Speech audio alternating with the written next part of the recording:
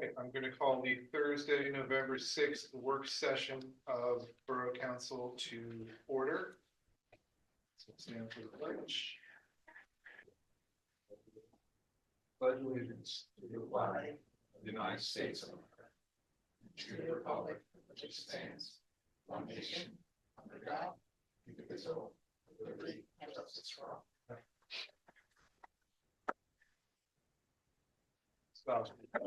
Representative Bush, Here. Vice President Rickard, here. Councilmember Winston, Here. Councilmember Burrock, here. Councilmember Spear is absent. Councilmember Godini, Here. Councilmember Salmonson, Here. and Mayor Andrew Deutsch.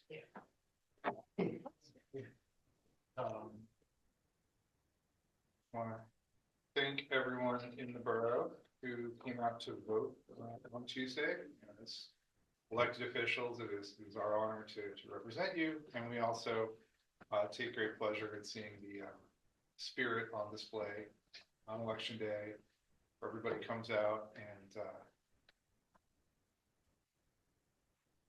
votes and does it with a good spirit. I mean, at the polls, there's a lot of energy, and it was heartening to see. And it's an off year, even though council members were on the ballot, it's an off year election. But the turnout here in Narberth is still over 60%, up to 68% for Narberth 3, the 3rd district, which is exceptional. The county was at 50%, which is a record for an off year election. So Narberth being between 60 and 68% by district was it's great. So thank you to everyone for coming out, and thanks to Cindy for the statistics here. That's all I have. Mayor Deutsch. Just a little correction. There is no such thing as an off-year election.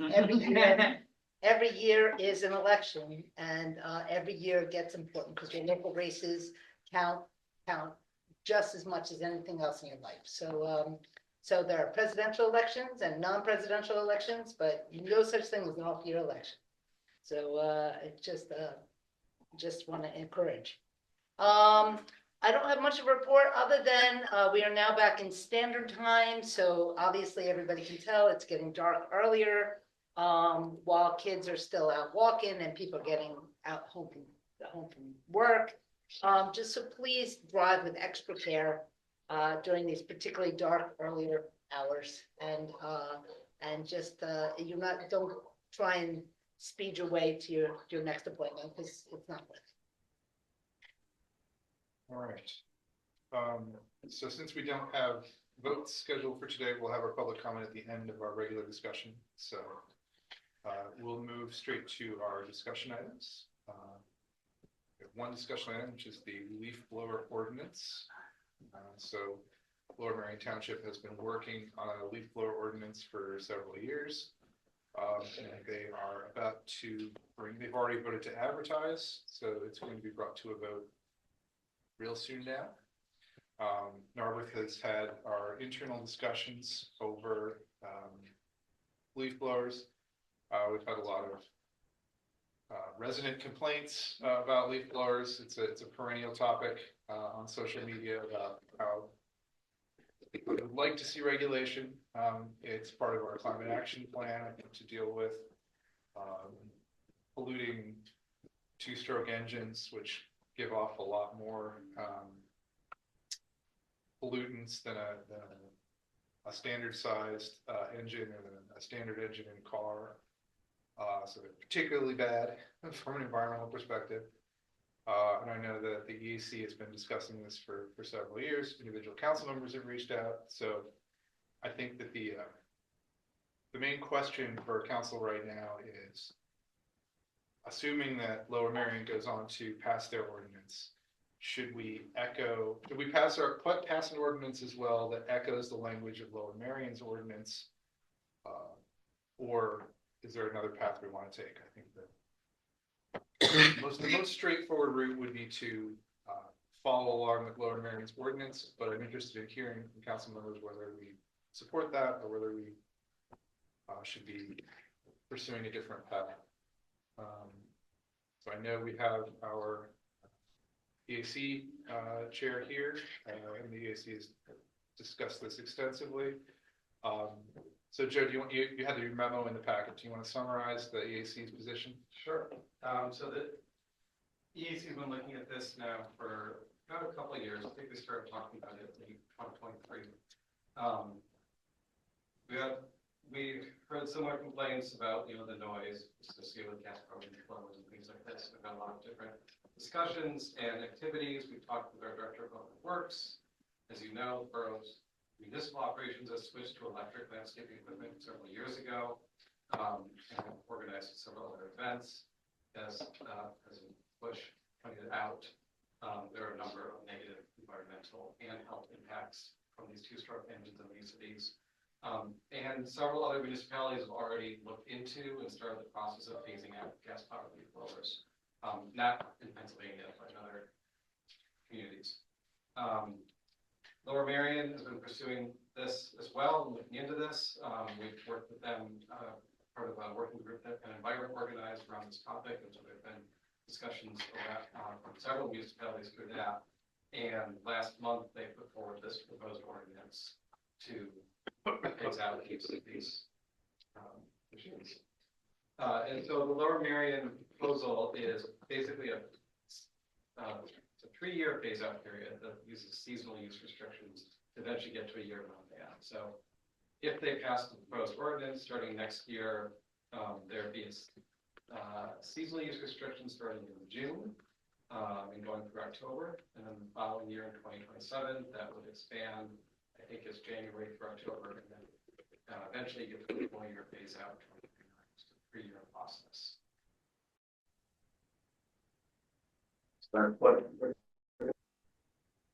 And EAC's position? So the EAC's recommendation is, that from an environmental health standpoint, the quicker that these can be phased out, the better. So when we discussed initially, we were thinking of a 2-year phase out period. We weren't thinking of doing the seasonal use restrictions. In Lower Merion's discussions, they considered a number of criteria about sort of how the equipment is used for different purposes at different times of year that were a factor in them wanting to do this seasonal use restriction approach first. So basically, first phase them out during the winter and summer periods when there's less intensive activity around them, and then eventually add in the spring and the fall periods. But the end result is a year-round prohibition for only for 3 years instead of 2 years. Okay. So what's the logic behind having it delayed? Because they do so much leaf blowing during those peak seasons that they could bring out all their old equipment as well as whatever new equipment. I think that's part of it. One thing they discussed was the idea that in the fall and the spring, there might be heavier or wetter leaves or debris that they have to move. Mm-hmm. And they felt that they wanted time to continue to use the gas powered equipment during those seasons. Whereas in the summer, it's things like grass clippings and lighter weight stuff that they weren't as concerned about. So that was the main logic of the approach with the seasonal use restrictions. You're just going around. Yeah, Councilmember Swann. I mean, I said this at the public health and safety meeting. I actually think that makes enforcement incredibly difficult. I would probably just give a runway to give folks time to switch over and then rip the Band-Aid off. But it doesn't really matter because I don't know how we possibly do something different than Lower Merion. I think we just have to do what they do. And I think it's kind of unfair to ask companies to do something different. So I would support the timeline, though if I was designing it, I probably wouldn't have designed it that way. I don't think there's an alternative.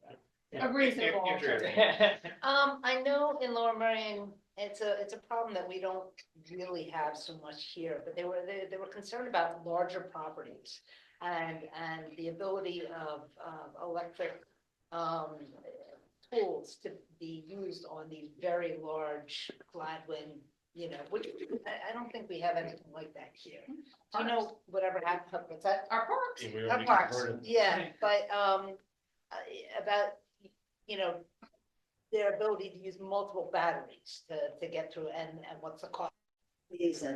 And is how practical is it for those some of the Yeah, I think those Which are even bigger than our parks. are exactly the factors that they were thinking about when with that, and it's about having sufficient power over enough period of time. Right, And I would, Bernard, Director of Public Works, is much more of an expert on the specifics of the equipment on that. okay, But those were the concerns that, were being raised about this, when they were thinking about the seasonal use restrictions. right. Okay, But do they have any programs to help the contractor community, like buying or something like that, or is there a problem? Not that I know, of, yeah. I know that, I'm forgetting which municipality it is, there is a township or borough that has a program for homeowners to give them a rebate if they switch to electric equipment, but I don't know about the larger landscaping. I mean, we could potentially put up like a recommended list or something on our website, volunteering Jeff here, but. Does that seem feasible? Yes. Yeah. Three quick questions. I was sort of struggling with the seasonal thing because effectively, I mean, are the landscapers just gonna have to go out the first year and buy the equipment? Or is the idea like they might just buy smaller equipment because it's summer and winter and then That's what he was they're saying. more horsepower, yeah, Need but- heavier equipment. but it's not like they don't use any equipment in winter time. Yeah, so I'm not sure if it's about the power of the equipment, Yeah. and it's my understanding you can get electric equipment that has sufficient power for year-round use. Right. That's how our municipal operations in the borough do it. So I'm not totally sure what the consideration. The cost of the equipment. But that's what I'm saying, I was like, if you needed, say, and I don't know what their definitions of winter are, but like. Our leaves actually fall like sort of fairly late, breaking in December. And they're wet and they're, so like. October to January. Are we- October to January. Okay. So are we effectively forcing contractors to buy well before the 3-month phase out? So, just something I wanna sort of figure out, because I do have concerns. And second is, this only applies to commercial, right? We're not making our homeowners trade in their equipment. My right? understanding is it applies to everyone. Yeah. Oh, it does apply to everyone. Yeah. Okay, Retire that gas for. yeah, okay, I didn't realize that. Oh, yeah, that would be really unfair. Yeah. Yeah, I mean, I think I mentioned this before, and I think my guess is that somebody will challenge the Lower Marion ordinance as soon as it becomes effective. I would like to see how that potentially plays out so that we aren't co-named as a defendant. And see if, But they cite other examples of other places that have done this, have they seen litigation? I don't know the answer. to that. I, it's Lower Marion. We were in a very litigious. Yeah. What grounds would you see for a lawsuit? Oh, Same as plastic. yeah, I mean, same as plastics, you're violating my right to contract. There's all sorts of things that they can. And to your point, we were the canary in the coal mine Right. for the plastics ordinance. So if you remember, we passed Right. it, everyone waited and watched for 6 months. Right. And then there was Right. this influx of municipalities that said, hey, can you give us all your stuff? I think I mean- said at the meeting, like, I'm all for it. Let Lower Marion pass this. Yeah. And then save money on Wonko drafting the ordinance, because again, I see like, even if we disagree with our rollout, how do you possibly, given we're the little donut hole, do something? Oh, we would different? just catch up to the road, right? Like, we might Yeah. miss the first benchmark if we wait, but I would suggest that we wait to see Right.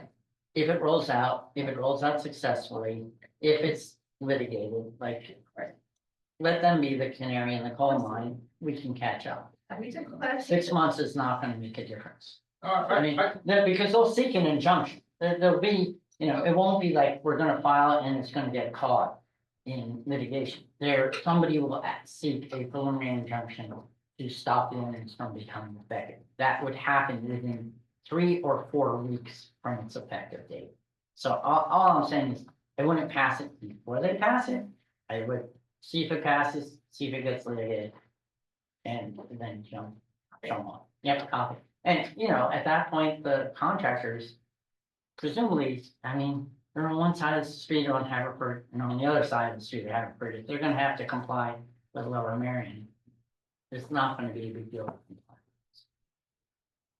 In terms of timing, I think I would prefer to just roll it out at the, like, similar timeline as Lower Marion, just because from a feasibility standpoint and an enforcement standpoint and communication standpoint, I think it would be more practical to do so. If we're concerned about, you know, litigation or anything like that, like one thing we could consider is to just change the dates to be, so maybe we can have a delayed enforcement. I believe we did that for the plastic ordinance as well. It went into effect in a certain date, but the enforcement was delayed by 6 months or by, you know, whatever date we choose. Like we could just change that part of it. If that addresses that concern. I'm against the idea of worrying about a lawsuit. I mean, I'm strongly in favor of this legislation in general, and I don't think we ought to be afraid of some sort of potential lawsuit that has not been identified by Lower Marion's, you know, team of people, by our own solicitor. So I'm not gonna say I welcome a lawsuit, but I am not concerned about a lawsuit, especially given, as Ira said, this legislation is passed all over the country. You know, I just looked, that there've been several people who've sued, but no one's gotten an announcement. Yeah, so, you know, not, this would be the first in Pennsylvania, but there are plenty of places in neighboring states that have implemented this. I think it's an important issue, and I'd be willing to, I think we should be supporting Lower Marion and follow it.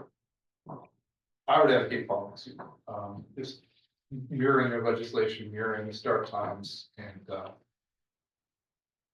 supporting them if necessary in a lawsuit. Because I strongly believe this. You know, Michael, you have anything to say? No, I mean, I think I agree with most of what I heard. I mean, I wouldn't have done the phasing the way that we're phasing, but I think it makes sense that if they're doing that phasing in a certain way, even just purely from like public information perspective, like you should probably just follow what they're doing.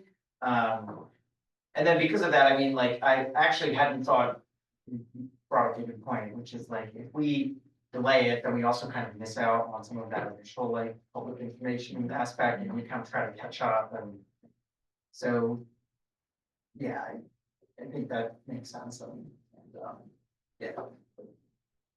Saying also, I agree with everything I'm hearing around. I think I will reach out to John Walco with your concern, Mike, and see what he has to say. If he counsels caution, I think maybe we might back off, but yeah, my strong preference would be to plan to move ahead and plan to pass something alongside Lower Marion. Do we know when they're actually voting? Do we know when they're voting? They voted to advertise, so it's gotta be soon, right? I believe it's the 19th or 20th. No, I have to check when their next meeting is. So their next meeting. So they're gonna pass it before we do. Oh, yeah. I mean, Regardless, that, 6 weeks. right, that's what I'm saying, it's like, well, whenever it becomes, whatever the effective date is. well, they're effective, but it's not gonna take effect until June, right? June is gonna be the first point at which anything will be banned. So they may pass it soon. It'll start to be enforced in June. It says in this memo, May.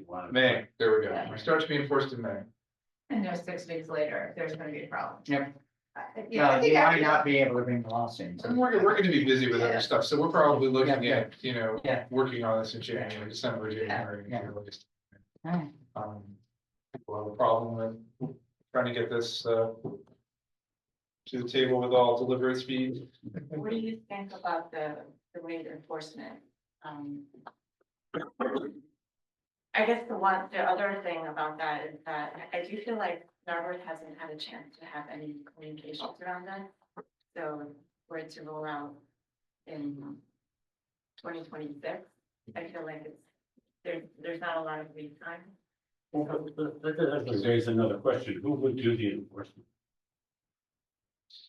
What does the legislation say in the Lower Marion?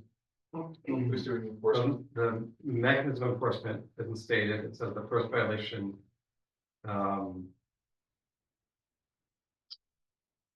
Is a warning, and then there are penalties after that, but it doesn't say the process by which. This was It's kind of interesting. a code violation. It's a code violation, and I'll tell you, this is an issue. I'm not, is it a code, would it be a code violation or would it be a police matter? It would be a code violation, but given that a lot of activity occurs on the weekends, it could be enforced by the police. They do have the authority to do so, but during the week, it would be Kevin. They wouldn't issue the fine, please don't issue the fines. No, but they would, I mean, issue the, depending on the nature of it, we could just go say, hey, when it first rolls out, probably a warning. If it continues, yeah, you can go into the citation. So they have the police have the authority to do that as well. So whatever the penalties and violation steps are that are articulated in the ordinance would just be followed. Well, historically, with code enforcement, I feel like it's all been complaint based. That's what this is gonna be. But it's easy to tell, Yeah. it's so Yeah. loud. Yeah. People will be making complaints for sure, once they know that this is against the rules, just because you can't hide this, those things are. You hear them across the borough. Well, which raises the issue, do you have it only be complaint based, or, if our officers are driving around town and they hear the noise, or are we gonna affirmatively tell them they should go issue a fine or a warning? Well, maybe we can. Once we're drafting legislation, looking at staff and Yeah, the police, let everybody think about that. yeah, I mean, I don't- think I I don't want to think we need hear. an answer right now. Yeah, I think I want to hear from the chief and the staff about, how robustly, proactively enforcing it or reactively enforcing it. I think, it is especially at the beginning of the week, burden on our staff. Both our uniform staff and non-uniform staff. Do you see any problems with enforcing legislation like this, chief?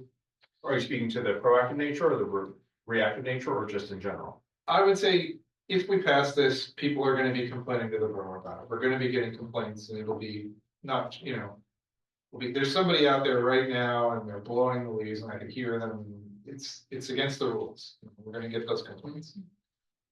Yeah, I don't think there's any issue with that. And, to the point, I think somebody brought it up about when those violations occur, we're not going to, let say someone's out there on Saturday using one, we can't be like, oh, well, there's no code enforcement. So we would definitely identify and issue a citation.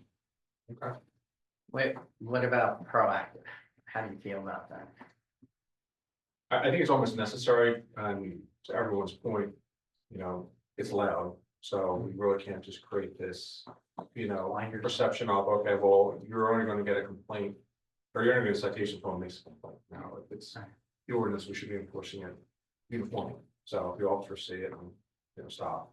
I think the key is gonna be, again, the warning period of, okay, let's be proactive about this. And, let everyone know. And we have a model for the keep in mind for the Well, classes. I that's mean, right. Yeah. you helped with Yeah. all those graphics where we had the sandwich signs, the EAC was totally involved. I mean, this, we went around to businesses.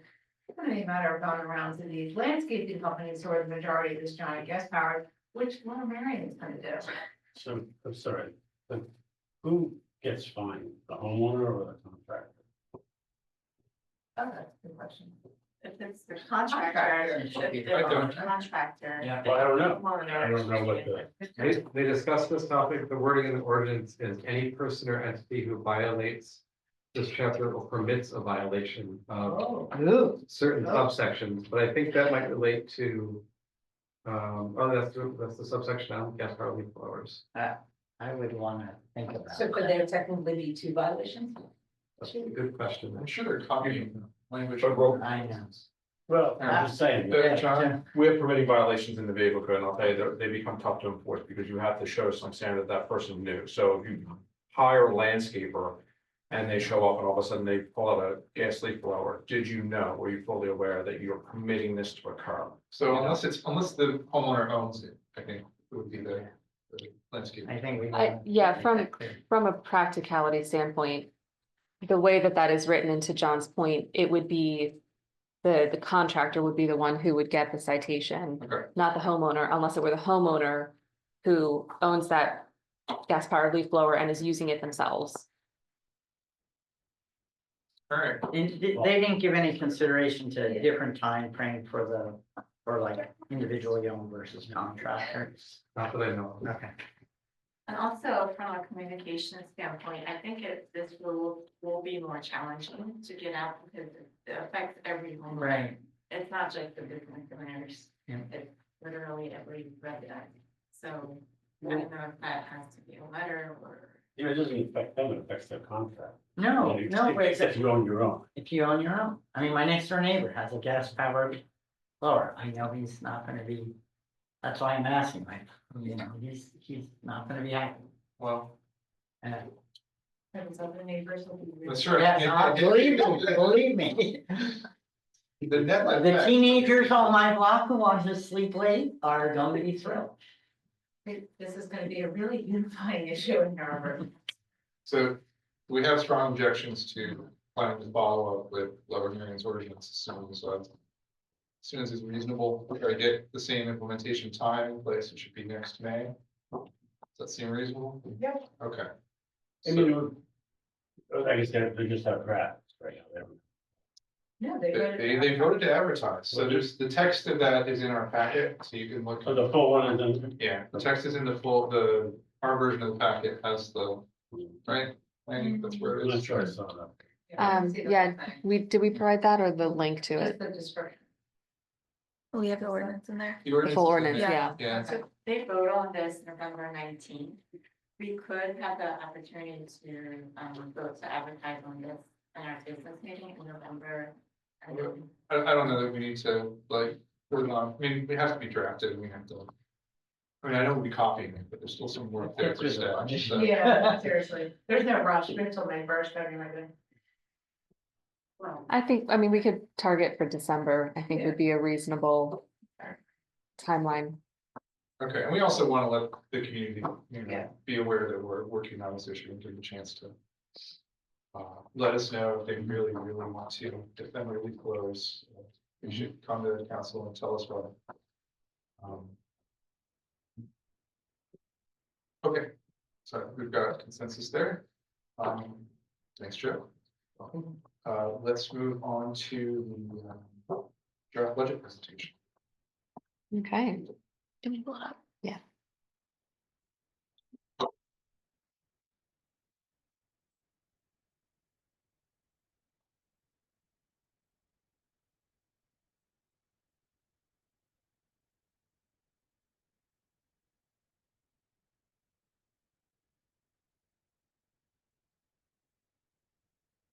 All right.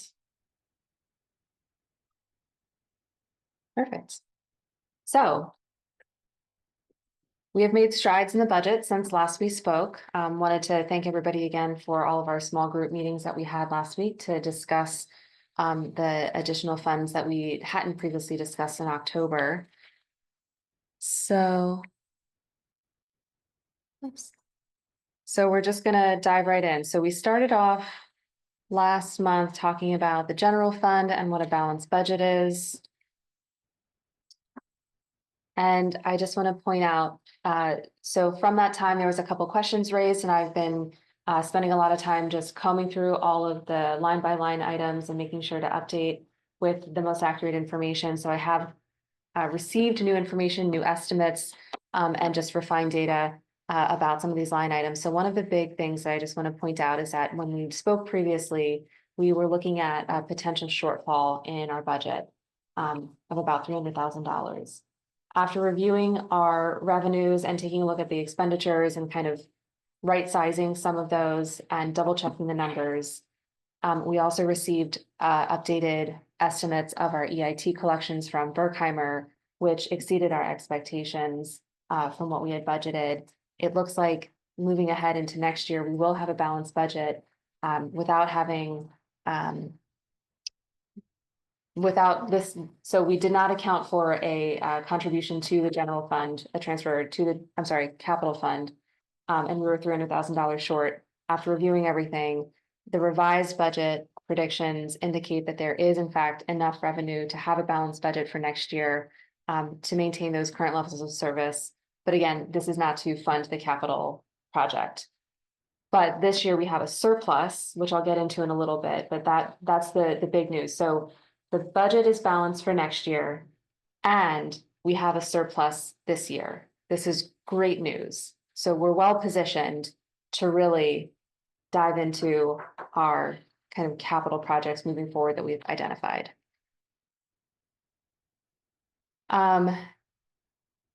So this is just taking a look at our tax rates. Right now, we are not anticipating raising the mill rate, so we're at 9.865 mils and 0.75 EIT. We're planning on maintaining our homestead exemption at $202.23 per eligible parcel. And then our business privilege tax will remain the same. What we'll discuss tonight, though, is potential increases in any of those as we take a look at funding our capital plan over the next couple of years. So the next couple of slides we'll go through pretty quickly. These are just updated budget numbers based on what we had seen before. This is all in the general fund still. Bless you. So some of the numbers have been adjusted again based on those corrections that I've been making over the past month. So you'll see our total budget revenue is $6.2 million anticipated for 2026. And this does have to do largely with the earned income tax expectation of $1.6 million. So in 2025, we had projected a budget of $1.28 million for EIT.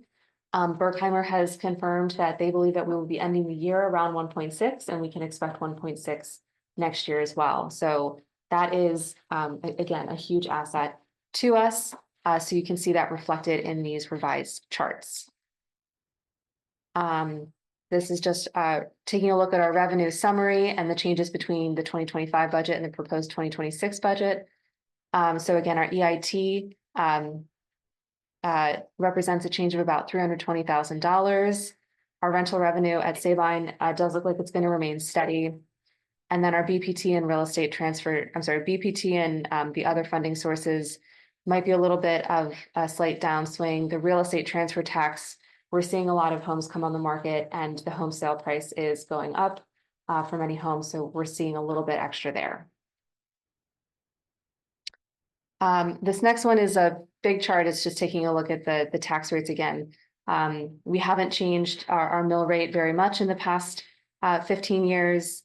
It did increase last in 2020.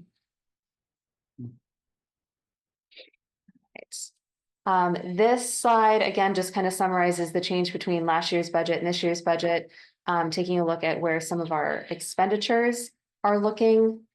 So again, we see the biggest change in our expenses in our police department, and then followed by Public Works. A lot of this has to do with, salaries. Our healthcare costs are going up by 14%. Just increased cost of goods and materials, vehicles cost more, equipment costs more, paper costs more, everything costs more. So we're seeing a lot of those increases in both the salary and benefits side, as well as the materials and equipment side. If you have any questions, please also feel free to stop me. We had gone through the departmental highlights before, so I'm just going to skip these. Nothing has changed there. Debt service stays the same from what we reviewed last time, so we'll keep on going. Okay, so this is just taking a look at the overall tax distribution. It's worth noting that the bulk of taxes that people pay go to the Lower Merion School District. So of all of the taxes, we're only 20%. The county is 11%, and then the balance goes to the school district. So they're obviously the larger taxation body. So of the mill rate, we said we're at 9.8 out of a total of 50.77 mills that our residents pay. So only 9.8 of that go to the borough. All the rest is either county or majority the school district. And that's worth noting as well, because the school district you know, has obviously their own budget needs. But it is important to recognize that in the grand scheme of things, the local budget, which does so much for residents on a day-to-day basis, occupies one of the smaller percentages of what they pay overall. Has the school district budget, the tax rate been going up? We were looking at that earlier. So yes, I don't have what those numbers are. But I mean, It didn't yes, stay flat they- since 2020. no, typically the school district raises taxes almost every single year. So, yeah, Remember, they have a statutory cap unless they Oh, I remember. justify That's okay. whatever, and then they see that cap, and then the lawsuits about it, seeing that cap, but they've always, at least, except for as part of the settlement of the lawsuit, Yeah. they've always taxed at the cap, Okay. the cap increase, so, and sometimes in excess of that, so it's a pretty consistent increase. okay, so in our general fund, then looking at our totals for next year, this is where we see that we do in fact have a balanced budget. So of all of our revenues proposed, we're looking at about $6.2 million, with expenses coming just under that at about 6.1, with a projected surplus of about $90,000 for next year. So we're in good shape. And again, that does account for those increased costs that I talked about in terms of the salary, healthcare, goods and materials. Just Lower Marion's gone up 6 mils since 2020. There you go. But but this doesn't include a cap contribution to the cap transfer. That's correct. Right. Yeah, so this is all just general fund dollars, doesn't include any transfers to any other fund.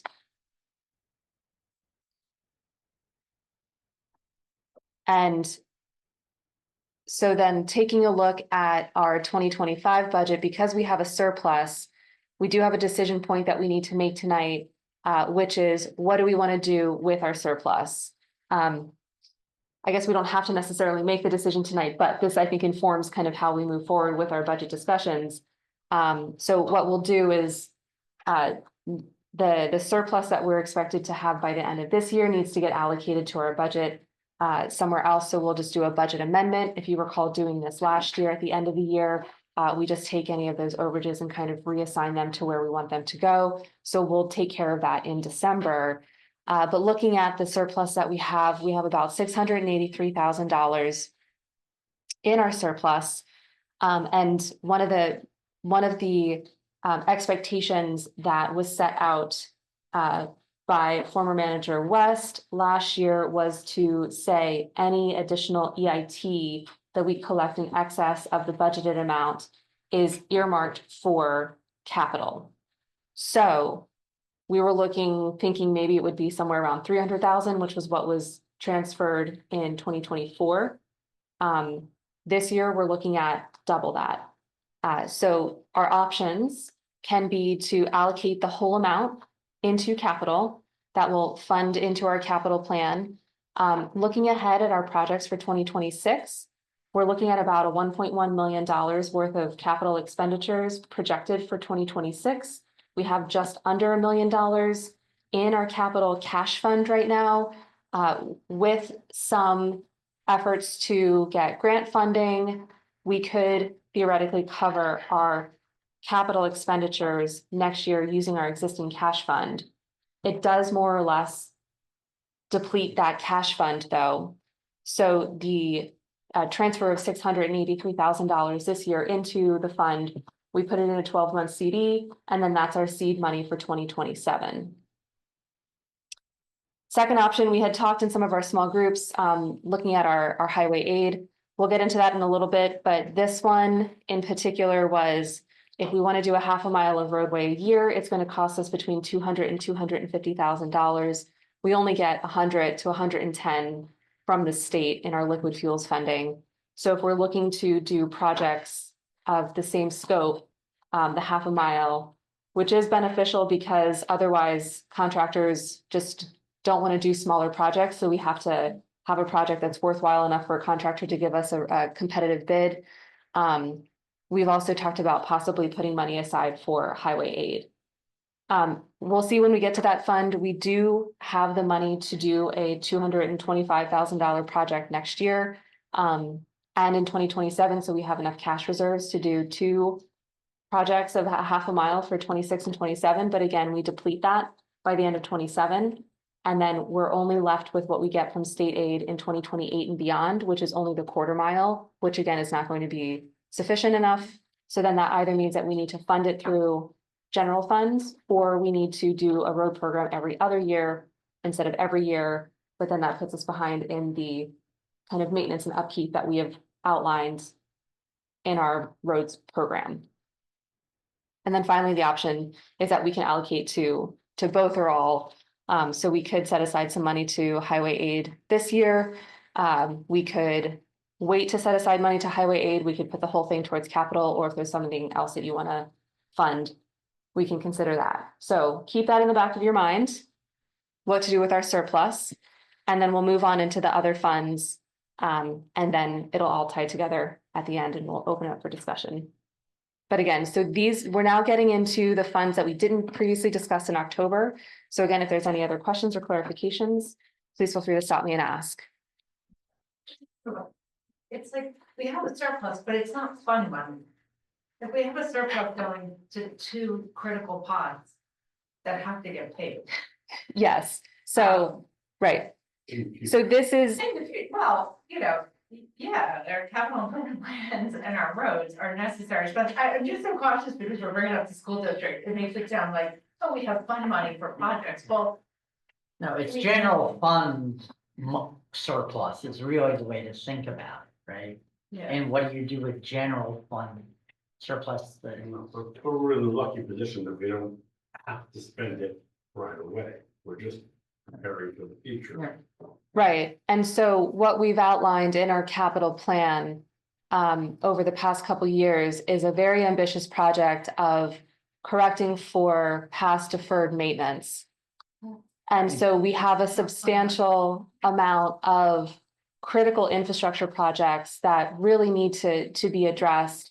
Things aren't in dire straits now, but when you're talking infrastructure, you always want to repair it before it breaks. This is where an ounce of prevention is worth a pound of cure. So it's better to take care of these things now on a rolling basis. And so we have some very critical public infrastructure. We have sanitary sewer in our 2026 capital plan. We have storm sewer projects that are to the tune of $1 million each. Looking ahead at later 2027, 2028, and 2029, those are big, substantial projects that have very hefty price tags that may not be at the forefront of people's minds when they think about where are we going to spend our money. But these are the projects that are going to really address some of those deferred maintenance needs and ensure that we have good, safe roadways that don't flood, that are paved, that don't have potholes. So these are really sanitary sewer, making sure that we don't have I&I infiltration and it's right when it leaks out. So these are things that we really need to address. They're critical functions of government. And so we do need to think not just in terms of how do we fund for 2026, but how do we fund for the next 5 years of our capital plan and moving forward. So yes, not fund money, but one of the things, pros and cons, the fact that it was set up last year to say we would transfer any surplus into capital meant that we were reliant upon there being a surplus in order to transfer that into capital. That is not a guaranteed transfer amount, so it's hard to budget long-term for projects when we don't actually have a solid number to rely upon. So we are fortunate that we do have a substantial amount of surplus that exceeded expectations. We were planning on maybe there being about $300,000 and we have double that, which is great, but we don't know because Berkheimer is anticipating that we're going to be collecting 1.6 in 2026. There might not be surplus, or if there is surplus, it might be smaller, much smaller than $300,000. And if you recall our capital planning discussion, we looked at the funding year over 5 years and we said, what if we assume a $300,000 contribution every single year? We still run out of money in 2027. So we can't rely on there being surplus to transfer over. So if we really truly want to fund our capital program, we need to start critically thinking about actually budgeting for the contributions that we want to make into capital on a yearly basis to continue to grow that fund to ensure that we have the money ready to go to continue with our projects instead of kind of going hand in mouth. But for next year, for 2026, Mhm. I assume that you are using the higher number for the EIT income, right? Yes, right. In the charts we just looked at, I did account for the $1.6 million, which got us to the balanced budget, which shows a surplus of 90. Right, but I'm saying like it's a little bit less likely that we're gonna have this kind of surplus next year, because you've already adjusted up. Exactly, right, right. And that was one, I think, we were conservative with our projections of EIT because it had still been pretty early on. Right. So it's not, folks are like, oh, they ended up with a surplus. Yes, we were trying to do responsible budgeting so that it wasn't the other way around. Right, got it. And now we have better data in terms of what. Right. I'm also gonna add, I know we agreed to transfer the surplus to the capital fund last year. I'm not sure that that transfer is made. That might be why the surplus looks so big right now.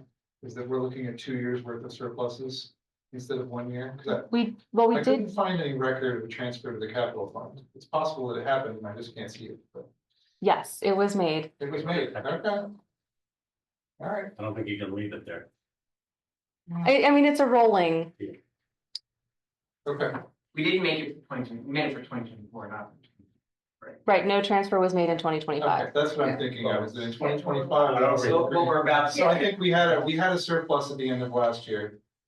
No, not for mine. I don't believe we made one in 13 months or so. I looked at the end of last year, I looked at this year. I'm not sure that we made it, so I think this might be 2 years worth of surplus that we're looking at. You can tell me I'm wrong with it. But, Well, the surplus is not based on the cash fund. The surplus is based on looking at the revenues and the expenditures of just 2025.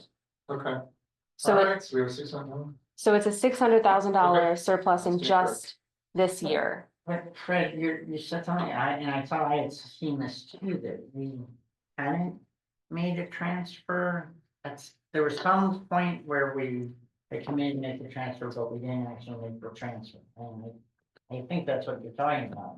Maybe that got corrected at some point during the year, but I thought when we first had these discussions, we realized that the money hadn't been transferred into the.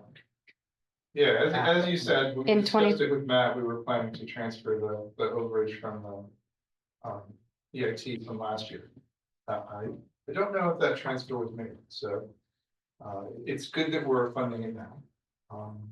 If we have the same expectation, but I'll note that I didn't see evidence of that transfer, so I don't know if that was actually done. Okay, well, regardless, the surplus Surplus is just from this year. is just from 2025, and the surplus is as large as it is because it was because we had a very conservative estimate of our EIT, Okay. which is doing better than projected. And then we also have been seeing trending increases in revenues generated from things like building permits. Some of our parking tickets were a little bit higher than budget. So it's based on actual expenditures plus revenues. That's where we're seeing the surplus. So this is not based on the cash, like the actual cash fund balance. Starting in cash balances, this is based on. Okay. Yeah, Well, that's good. okay. Any other questions on this right now? Okay, so looking at the sewer fund then, we have a couple of options to consider. So one of the things that we have in our capital plan is a storm sewer repair project on Grayling Avenue. We have it in our CIP for $325,000. The sewer fund, we raised the rates last year, so we're sitting at $5.25 per 1,000 gallons. This is based on aqua meter rates for the fourth quarter of 2024 and the first 3 quarters of 2025 is how we're basing current rates. So it's always the fourth quarter of the prior year and the first 3 quarters of the current year. So based on, so this would be then October 1st, 2024 to September 30th of 2025. The rates that I'm showing here in this graph, in order to raise the $325,000, so this is assuming a one-time jump in rates to fund this particular project with the understanding and anticipation that the rate would come down next year, because we set these rates by resolution annually. So they are more malleable and responsive to needs. So if we wanted to do that, the base calculation that I came up with is that we would have to raise the rate for 2026 to $8.60 per 1,000 gallons. So it's an increase of about $3.35. Again, this could be a one-time thing, and then we would generate that revenue to cover that. That would then help offset the capital expenditure, which would mean then $325,000 that we have in our capital fund could then roll over into 2027 because we would no longer need it in 2026 because we're raising the money through the sewer fund instead, which is directly tied, it's a user fee. It's directly tied to the function and maintenance of our sanitary sewer system. In practical terms, I have no idea how many gallons an average household uses. So, Yeah. you say $3 per 1,000 gallons, but like, what is that? Do we have a sense of what like the median increase would actually be for an average household? We do, yeah. So this would be, I would say my calculations also include the percentage increase for the solid waste fund, but just given the annual increase in the solid waste fund plus our sewer fund, increasing by that $3.35, we'd be looking at about maybe $300 increase for the average household. For both? For both combined, for sanitary and trash. So trash and sewer. I mean, it's $350,000, so it's amortized over, We have about 1,500 properties. I was like, Yeah. the math was kind Yeah, so roughly you could figure $325,000 divided by 1,500 households. Or 1,500 properties, I should say, to figure out what that cost would end up looking like. 216. Okay, there you go. So again, that is one option, to do a 1-year raise. The other option is to do a moderate raise to fund about half of the anticipated project costs. And again, this could be a one-time raise. This could be just an increase that we maintain moving forward, again, to help kind of increase the revenue generated from this user fee to help fund the critical infrastructure and repair needs of our sanitary sewer system, which I'm telling you, my last municipality, I was 2 weeks into the job and there was a sewer main break. Welcome to the job. Welcome to the job. You'll, again, ounce of prevention. I mean, we talked about that last year. Well, every time there's a breakage, Yeah, it's ridiculously expensive. it's enormous. It's like stupidly expensive to deal with a break than to do the proper lining. Our pipes are old. How old are they, Jeff? 100 years? 100 years.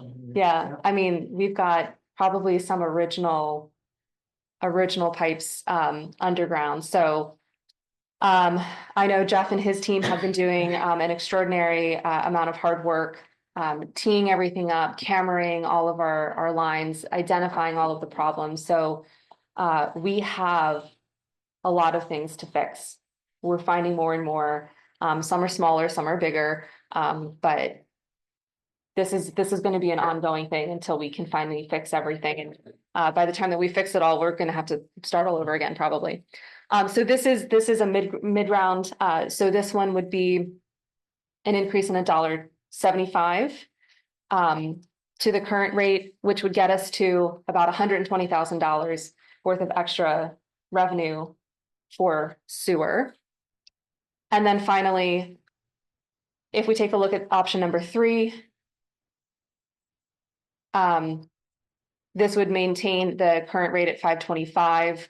And then this would mean that our capital investment would remain static at the $55,000. So again, this is kind of bare minimum of what we would need to maintain the system. But again, it doesn't give us that leeway to do some of the larger projects. And if something does come up, something more catastrophic, we have a little bit of surplus. So you can see our cash balance here is sitting about $375,000 in our cash fund.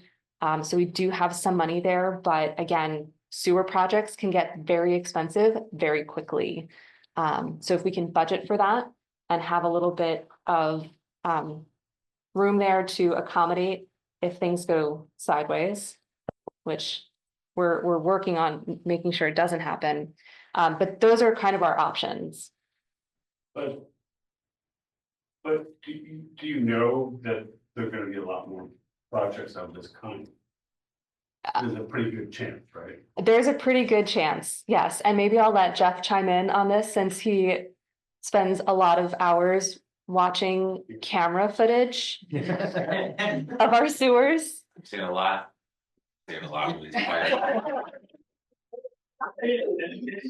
Same tools, screwdrivers, socks, you know. Oh my just God, saying, really? so, yeah, you know, what we're working on now is just, you know, inspecting every inch of main that we have. So once we're through inspecting it all, we'll run through it. We'll put in our patch pieces of pipe, you know, so that's typically in the range of like a 4 to 8 foot patch.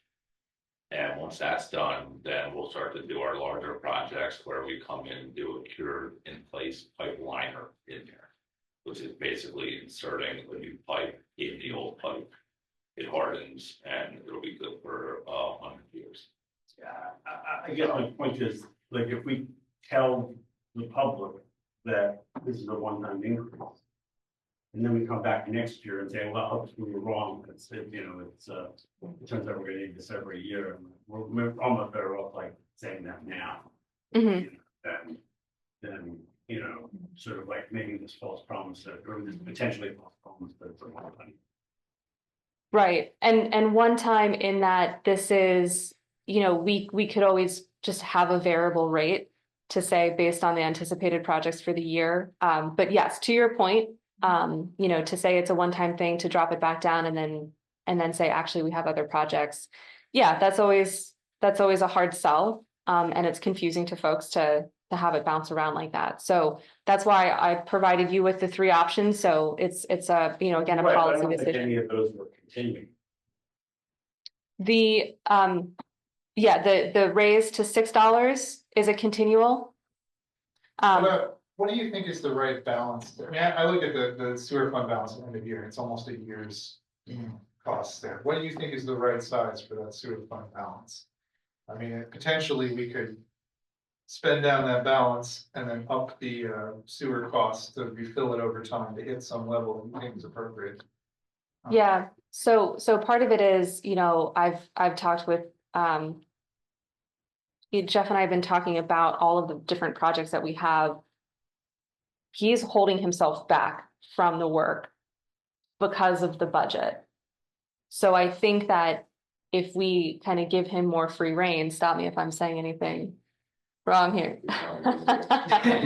So I think if we give him more free rein, he has no shortage of projects to spend the money to make the fixes. And here, I mean, this is really just kind of a risk, how comfortable are we with the risk, right? We know this needs to be replaced. You're saying, the sooner you have the money to replace it, we're reducing the risk of something going really afoul and being even more expensive. Mm-hmm. Well, we've got 160,000 in the budget for maintenance and planning, which is more of the day-to-day stuff, you know, the scoping and the smaller projects that Jeff is describing. So that like the additional money would be used for things like this particular section of sewer, which is in need of immediate replacement. So I guess the question is, how much of that are we likely to encounter? It's hard to know. What percentage of the mains have you scoped out already?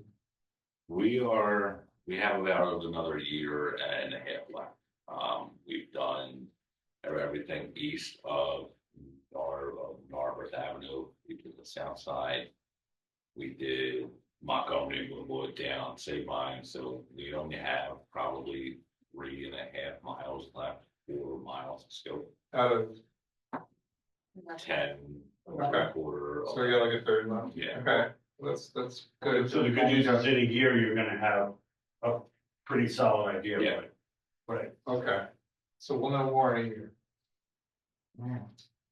Part of me is like, take the middle road now, if we have more information next year. We'll have a much better sense. The six, $6 rate. yeah, the $6 rate, you know, But the difference there was that that's that's not a one time.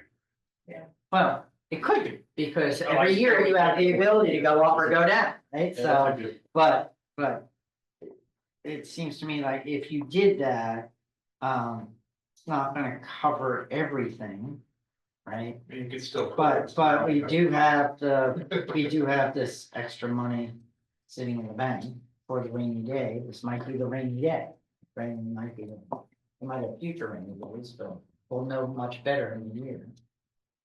This is also related to our capital fund discussion. Because maybe I'm technically wrong, but the reason why we're talking about this, right, is simply shifting this over from the CIP. Yeah.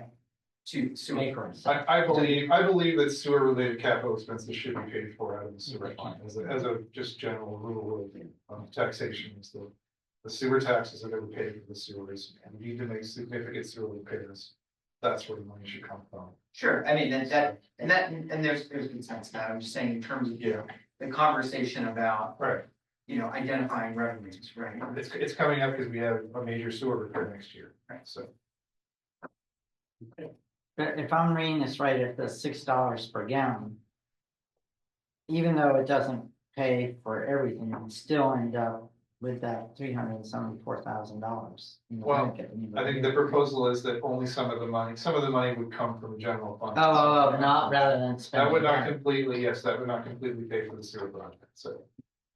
My preference would be to take all of the money out of the sewer fund and then refill it as needed down the line for other sewer projects.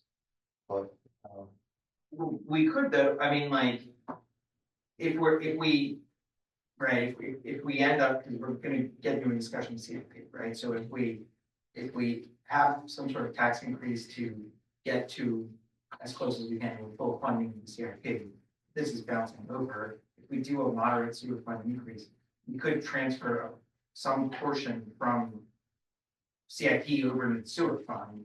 If we have to cover whatever if we did the middle. Right. Right, yeah, we can't spend sewer money on non-sewer projects, but we can spend capital fund money on sewer projects. yes, so I just mentioned that to say That like, was the original point. yeah, like because if we're raising another one, folks are concerned about the sewer raise being, I mean, we could do both, right? Yeah. Or there's multiple ways to skin the cat. Yeah. This is a bad phrase, you should stop saying that. That's not. I mean, I guess, I Yeah, think I'm I'm seeing a general interest in the medium. Yeah, that's where I'm That's what landing. seeing, yeah. Okay, Yeah, because so again, this one would. And ultimately what this was is that I was just playing around with the numbers to figure out where can we get a balanced budget. So I was working on getting, so you see the net income is $405. That's as close to like break even as I could get with the sewer fund, assuming that the capital investment, so all the numbers stay the same except for the capital investment, and that's where the variation came in. So all other things being equal, capital investment set at the 325 mark, which is the full budgeted amount for the particular Grayling project. The 120, which is as close as I could get to for a net income to come up with a middle ground. And then again, the rate staying the same. So if we do want to go for the middle ground, we would generate then where we'd have a budgeted amount of $120,000. So again, we can either use that, and then we do have additional money in the sewer fund. So we, are projecting to kind of come out at the end of 2026 as 374. So we could take the balance to get to the 325 out of the sewer fund still and pay for the project out of sewer fund. We could also leave that in the sewer fund to serve as our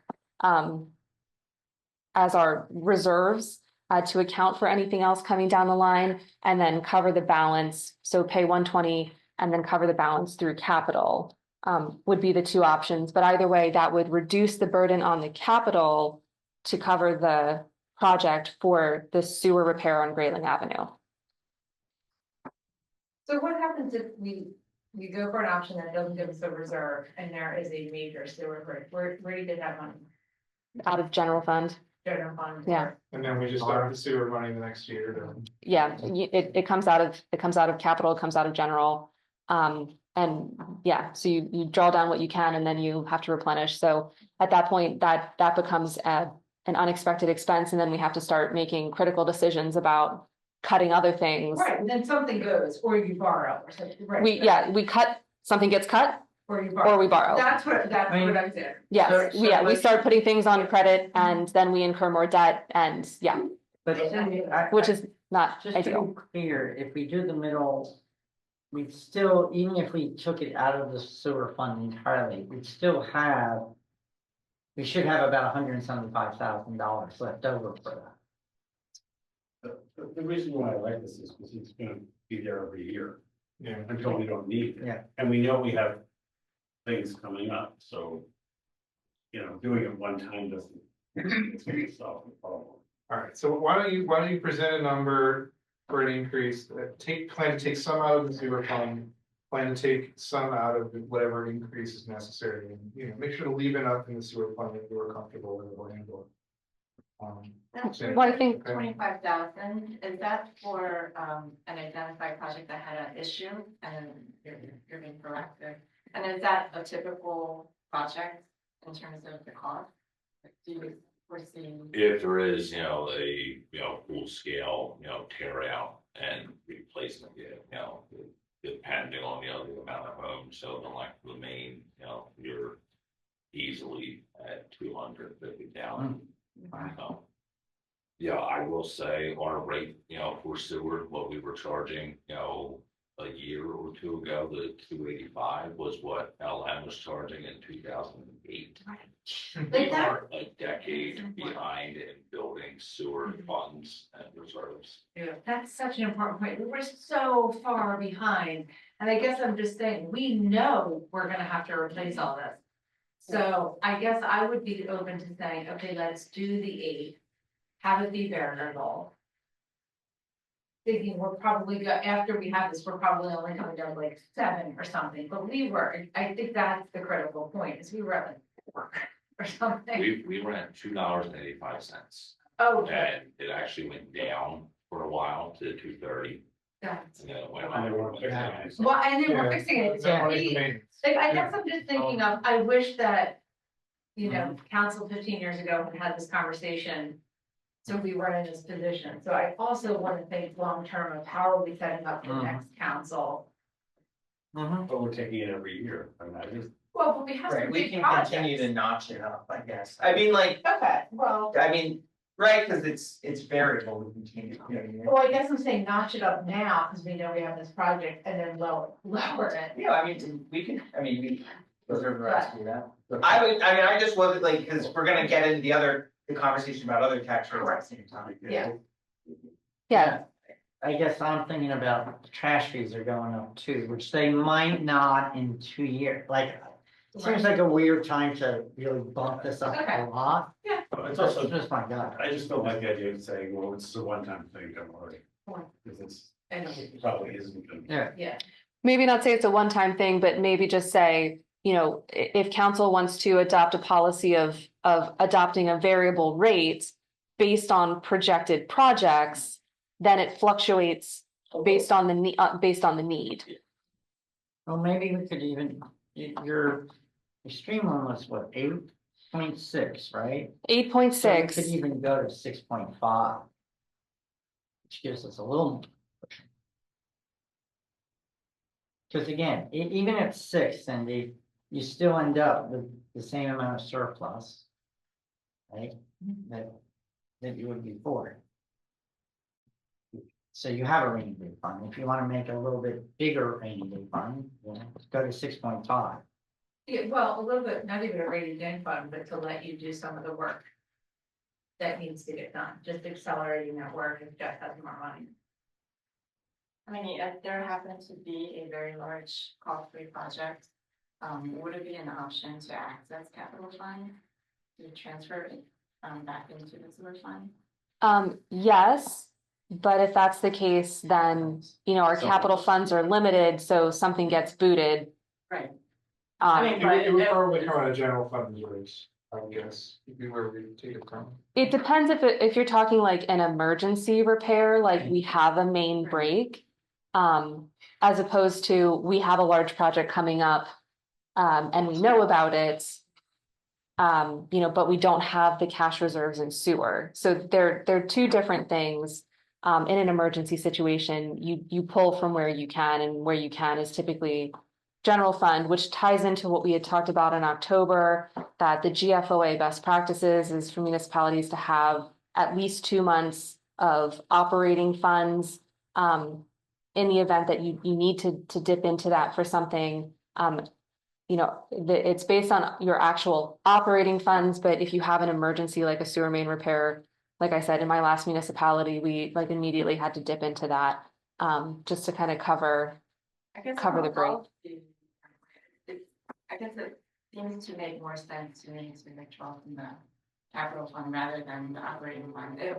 If we are to keep a certain balance in the operating fund and keep that for operating expenses, just because, I don't know, that seems more aligned with, in terms of capital investment.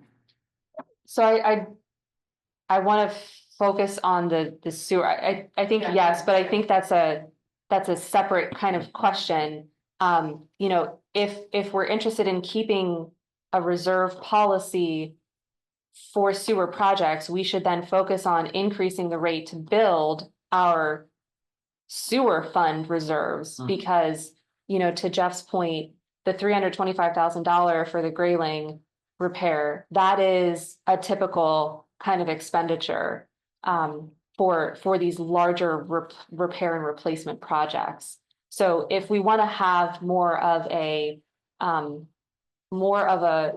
cash reserve for sewer projects, rather than, because I would want to take a look into, you know, the actual like finances between, you know, benefits of capital versus general, but the actual sewer fund itself, we can build our reserves in sewer fund and have a, you know, fund reserve policy for sewer funds. And that would be a matter of, you know, again, have a variable rate or have an incrementally, you know, a plan for incremental raises, where we then collect the money. It sits in a sewer fund directly, and it's specifically for sewer reserves. And then we have that there, that we can use for the larger projects. And then that is our kind of backstop in the event of a larger emergency project.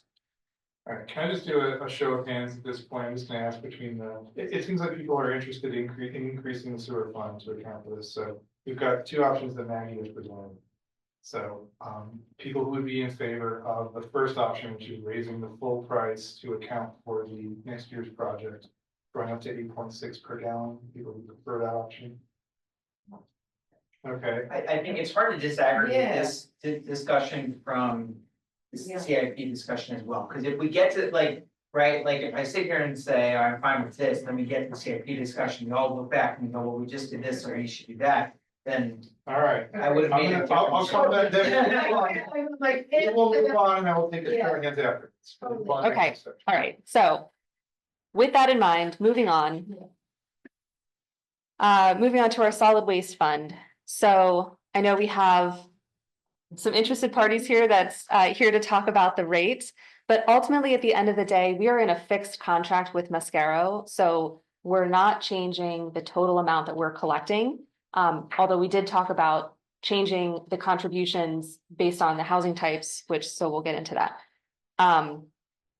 So this was all predetermined, it's in our contract, we know what we're collecting, so that hasn't changed. So you can see what the numbers look like here. As in years past, it's a little bit of a cash flow issue, in that we don't get all of our money until April. And I did the calculations, we did the infusion last year, which should get us through to the end of February. So we might be a little bit short again, so looking ahead at next year, we might just have to borrow some money for a month or two and then transfer it back just to kind of cover the shortfall. And that just has to do with when the actual income comes We're in. borrowing from ourselves. We're borrowing from We're not ourselves. borrowing, actually. We're not- Taking from the general fund temporarily and returning it. That's correct, yes. Just giving ourselves a short-term loan from general to solid waste and solid waste back to general. So with that in mind. Can I next one?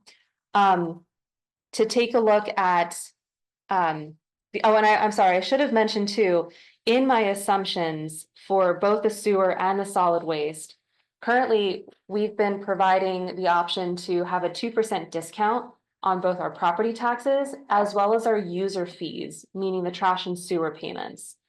The 2% is intended as a benefit to property tax if you pay within the discount period. It's generally not something that applies to a user fee. The user fee is intended to be the fee for service. So to provide a discount for a fee for service, all you're doing is then creating a shortfall that is just made up for in general funds. So my assumptions for the sewer fund that we were just discussing actually assumed that there was no longer that 2% discount offered on the sewer fund rates because they are a user fee. And then similarly, I've taken out the 2% from the cost assumptions in the solid waste fund. I'm seeing nods. Everybody nod. Yeah. I'm seeing nods. Yeah. Great. Okay. And Joe Malco, who's moved, unless he expresses a disagreement, which. I have talked to him about this and he is in agreement. So Yeah. we do. Never mentioned. You're flushing now, why do you get the discount later? Right. Keep going. The only other kind of policy choice on that is then there is the penalty period for property taxes, which because the same rules have applied to sewer and solid waste. We had the 2% discount. There's also still then the penalty. So the question is, do we still want to maintain the penalty for the user fees for sewer and solid waste? I'm seeing nods here as well. Okay, Again, John says that's fine. great. Okay, perfect. It affects your cash flow. Let's confirm with John. I will. says I that will. that's correct. Yes. You want to create an incentive for people to pay. I don't see any such problem. Okay, so great. I'm glad you all agree because that is what my assumptions are based on. So then looking at, and I did show for the solid waste what it looks like with the 2%. So the no discount is the 2% discount, with discount is the 2%. So we can discard the with discount and just look at the no discount. So our classifications from 2025 include apartments, commercial, residential, church, school, and then everything else. We have the contract base. So this is that 1306,632, that is the contract amount. Again, this is all predetermined. That's why I'm saying we're still collecting the same amount to cover our costs. So that's our contract base plus the spring cleanup and then our extra pickups. So our total amount that we have to raise to cover our expenditures is $1,330,404. The base taxes is going to be, that's tied to calculations that we have that assign the collection amount based on the classification. So this column here assumes the adjusted rates that include a condominium classification, which is a new classification that we haven't previously had. And the question that was raised by our condo rep is, for the most part, so I double checked, I went down a rabbit hole with land use codes in Montgomery County Board of Assessments, and we have a couple different condo types in the borough. So there's condo townhouses, there's condo like mid-rise and condo garden style. So they're all different land use classification codes, but they're all condominium structures, not physical structures, but the structure of ownership is condominium style. So I pulled everything that fell under any condominium land use code, pulled it out, and the question was condos for the most part act as apartments, look like apartments, operate as apartments. So we should charge them the same rate as apartments. So what I did is I pulled out the condos and started playing around with the numbers. So on the left-hand side, the proposed 2026 rates, these were the rates that were preset by the adjustment that was made. So when we signed the contract with Mascaro, Matt had created this kind of template moving forward to cover the cost because the trash fees incrementally increase every single year of the contract. So the contract base amount is more expensive in year 4 than in year 1. So we saw increases in tax rates every single year based on our previous classifications, which is what you see on the proposed 2026 rates on the left. So we were going to be increasing, and the slide before has the existing 2025 rates. So just to give an example, so to use the single family detached as a comparison, it was $817 for residential, and the rates heading into 2026 that were previously set were going to be $841, which is an increase of $23.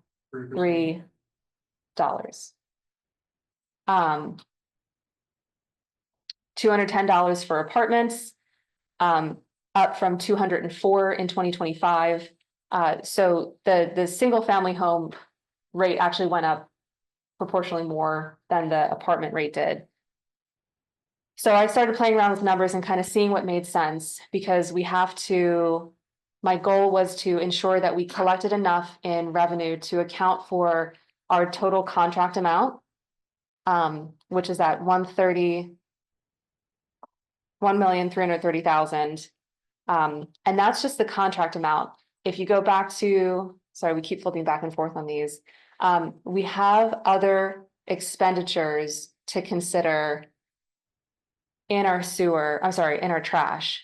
So we have the actual collection fees, but then we have the downtown additional collections, we have our additional disposal fees, we have our tax collector fees, and then we have trash containers. And we did increase the budget for this, and we discussed this before.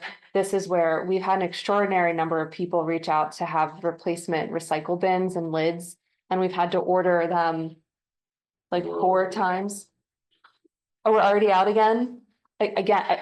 We have been people have been getting replacements all over the place, so we've vastly exceeded our budget. We've ordered more bins and lids this year than we have in any year that Jeff can remember, right? Yeah, I think this year when we ordered 100, 125. Mm-hmm. Typically we order 48, and that would last us the year and a couple months into the following. Yeah. So we've been handing out a lot more replacements, so we're just accounting for that. We did talk, and we already have in our fee schedule now the replacement costs. You get 1 free one a year, but then if you ask for more than one, you have to cover the cost. So we did put that into the fee schedule a couple of months ago. So anyway, so the total amount that we're collecting has to contribute to all of those income sources and all of those expenditures. So it's not quite a 1-for-1 because it does include all the other ones. But long story short, I had fun playing around with numbers, and big props to Matt West for setting me up with a nice spreadsheet where I can just plug in numbers and it automatically populates everything. So thank you, Matt. So to come up with something, I came up with a proposal that has an equal cost for any condo unit, regardless of if it's an apartment style, a townhouse style, or. So I do want to, this isn't gonna have a big impact, but just kind of as a matter of fairness, I think that the condo townhouses are actually like a single family style. Mhm. And so as a matter of fairness, I think those ones are actually more comparable. I think the only ones in the borough that we have a condo townhouse are the townhomes that are at the Methodist church, right? Right, So like, they're a separate code in the thing, so I think that those are probably actually, they operate and function and on a trash disposal basis, more comparable to the single family rate. right, yes, so that is a policy question that I wanted to float. So to come up with the numbers, I just said, if it's a condo, it's gonna be the same as apartment. And came up with, because we have, you know, fewer condos, so you take them out and you can kind of adjust. So I was actually able to drop the cost a little bit for single family detached. So I hit on this number where if we did $830 for a single family detached as opposed to 841, which was kind of in the preset budget for the year. But that does mean then that, and then condos have been identified as regular residential at the $841 rate. So those come down to 280, but that means that the apartments go up from what would have been a $210 in 2026 to a $280 in 2026. And that's kind of where the numbers felt the most right and kind of fit the best. But what that means though is that that is an increase of $70 per unit.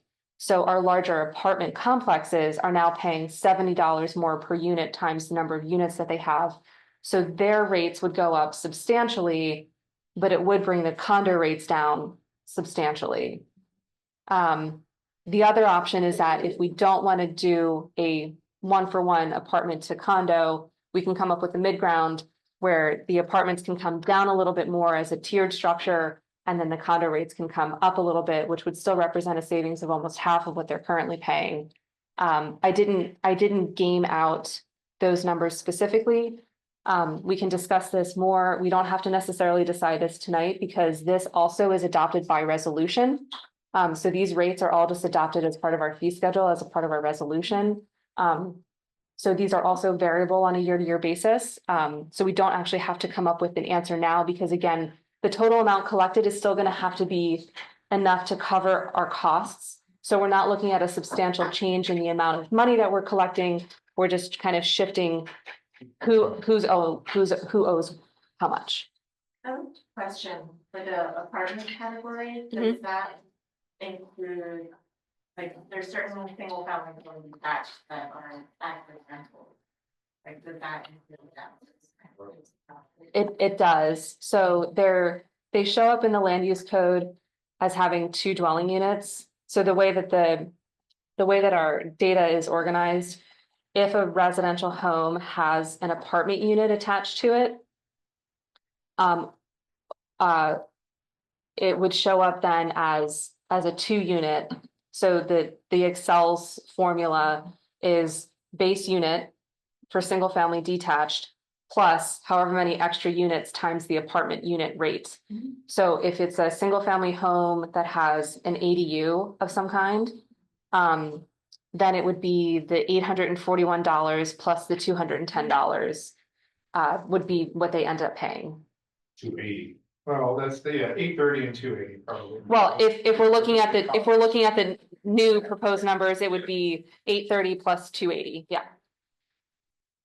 Were you talking about like a Yeah, 1 unit well, rental? I'm talking about, yeah, just, even like a twin, for example, there's people who rent the whole twin. Oh, no, that it doesn't care. Yeah, the formula doesn't care if the unit itself is owner occupied or renter occupied. It has to do with the actual physical structure of the house. Which was the whole issue. Yes. Yeah. Right. Right. That we weren't doing it by layers, yeah, which is why I mean, I'm very comfortable for the apartments and the condos being that same price, if we're using the land use. I'm also comfortable, I don't know if it's worth it, of saying, oh. The carving, yeah, I think we're talking about 16 properties, maybe. I think, well, because there is like 16 of those across the borough, but in terms of the land use codes, I think it's actually. It's like de minimis, that's why I said it's like, it's de minimis in terms of like budgeted amount, but it's just a matter of like equity, like Yeah. I don't know that you should be giving those like a huge discount when someone who lives in a comparable structure that just isn't condo-wise, doesn't get it. And that was the crux of this, was that their structure is similar to in terms of the multi. Well, and also, I mean, if I can, but also that the Montgomery Court has single cans. We have a dumpster, so even from an equity standpoint of labor costs. It takes this much time to pick up our dumpsters. Montgomery Court has 5 different trash receptacles that are all individual, like with 20 cans in each of them. So Yeah. they should be paying more from, just even the labor cost of what they need to pick up. And that's something that we had identified as well, because in our ordinance, it actually says if you have X number of units, you can't have individual cans like that. And so that is something that we've been working with our code enforcement team on addressing. So that's something that we had started a conversation, but it hasn't been resolved at this point. Because per our code, they actually need to have a dumpster. Yeah. So we're working on it. Yeah. All right, council members, okay with the general idea of condos and apartments? Okay. Yeah. I think condos and Yeah. apartments have parity. Yeah. We might, I sort of wanna see what, I think Mike's right, that like some of these places that. I don't think there's so few, we're talking about 3. Yeah, they have so- a different code, they have a different code, so they're easily identified. I pulled out all of them, so we have. Hold on, stand by. We have.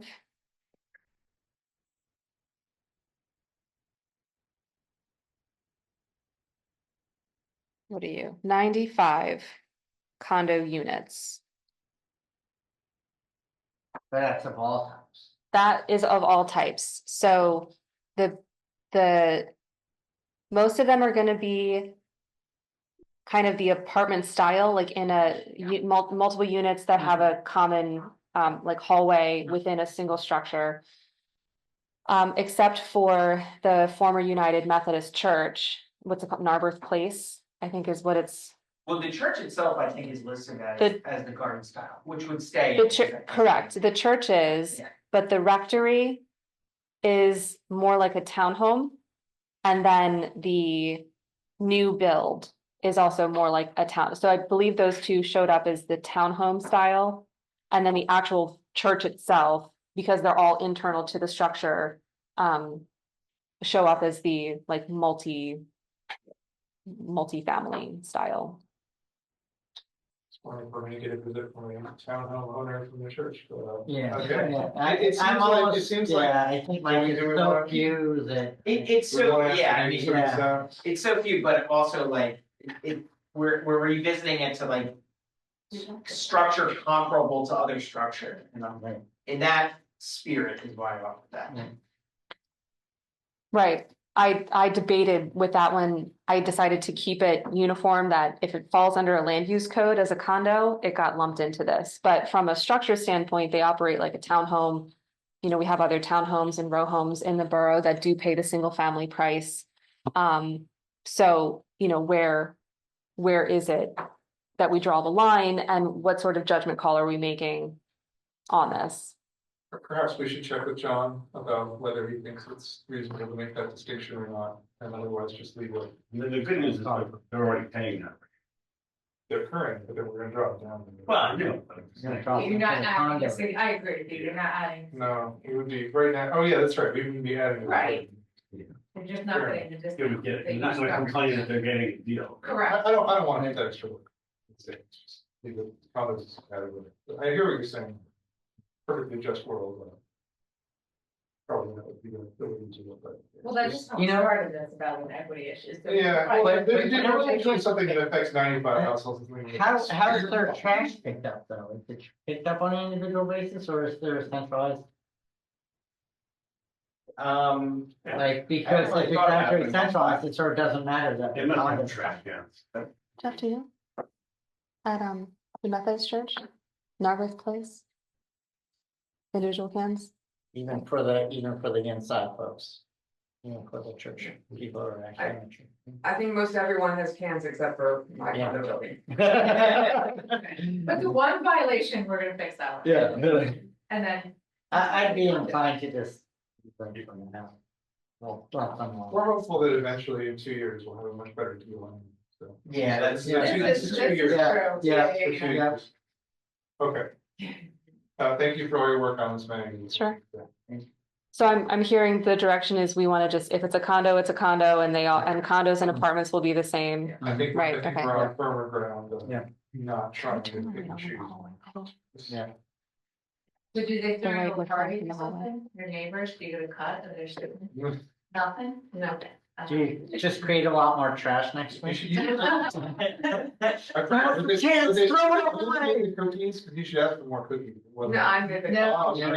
I was gonna say. Those are great cookies. All right, It's a you missed out on the cookies. No, that's okay. I don't need more cookies. I do love cookies. What kind of cookies were they though? Chocolate chip cookies. That's- They were I mean- really good. Oh, okay. Okay, all right. I make a mean cookie. I don't know if you guys know this, but I know how to bake. No, we don't know that. Maybe you should prove it. next time. Okay. Alrighty. You know what the most shocking thing of your whole scene presentation? That you were having fun with the math. Yeah. I'm like, what? I played with that little spreadsheet. and Well, that's- you're a man. Numbers here. Yeah, That's It's big so much stuff. fun. Well, because Matt set it up in such a great way, everything tied, so you put the numbers in and then it just Changes calculates everything and you just feel like a wizard. So basic. Okay, so this was my attempt to try to kind of summarize, we had kind of alluded to this earlier, so based on the assumptions that I was making with the changes to the sewer rate, and this was assuming the 8.6 or $8.60 sewer rate increase, plus the proposed changes to the trash rates.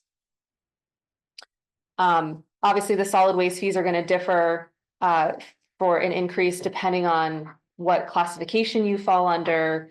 And then the sewer fees would be based on that, again, that higher amount.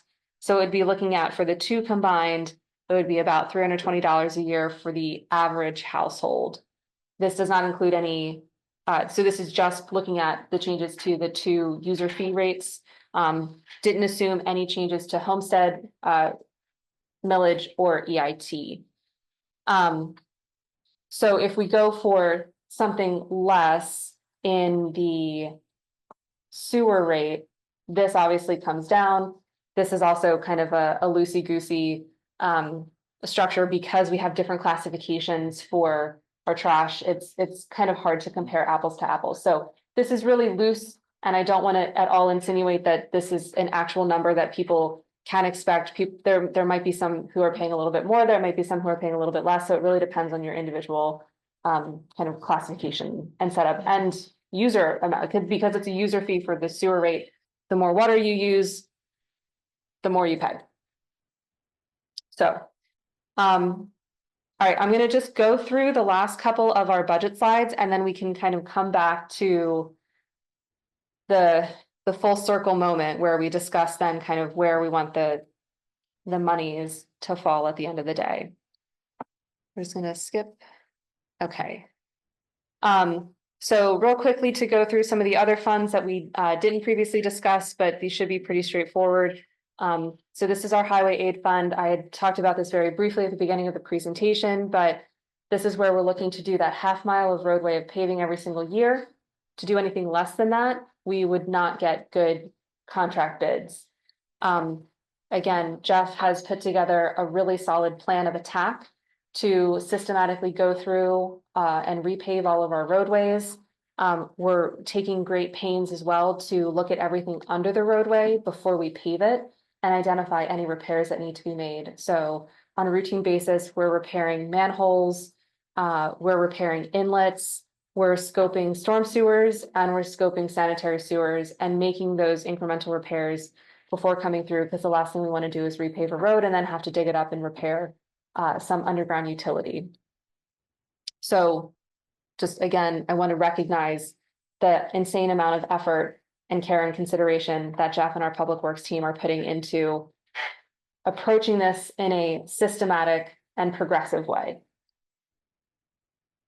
So with that in mind, so we're looking at next year having a project of about $225,000. We have a balance in our liquid fuels account of about 158. We're gonna get about 110 from the state. We did have a meeting with the state just last week.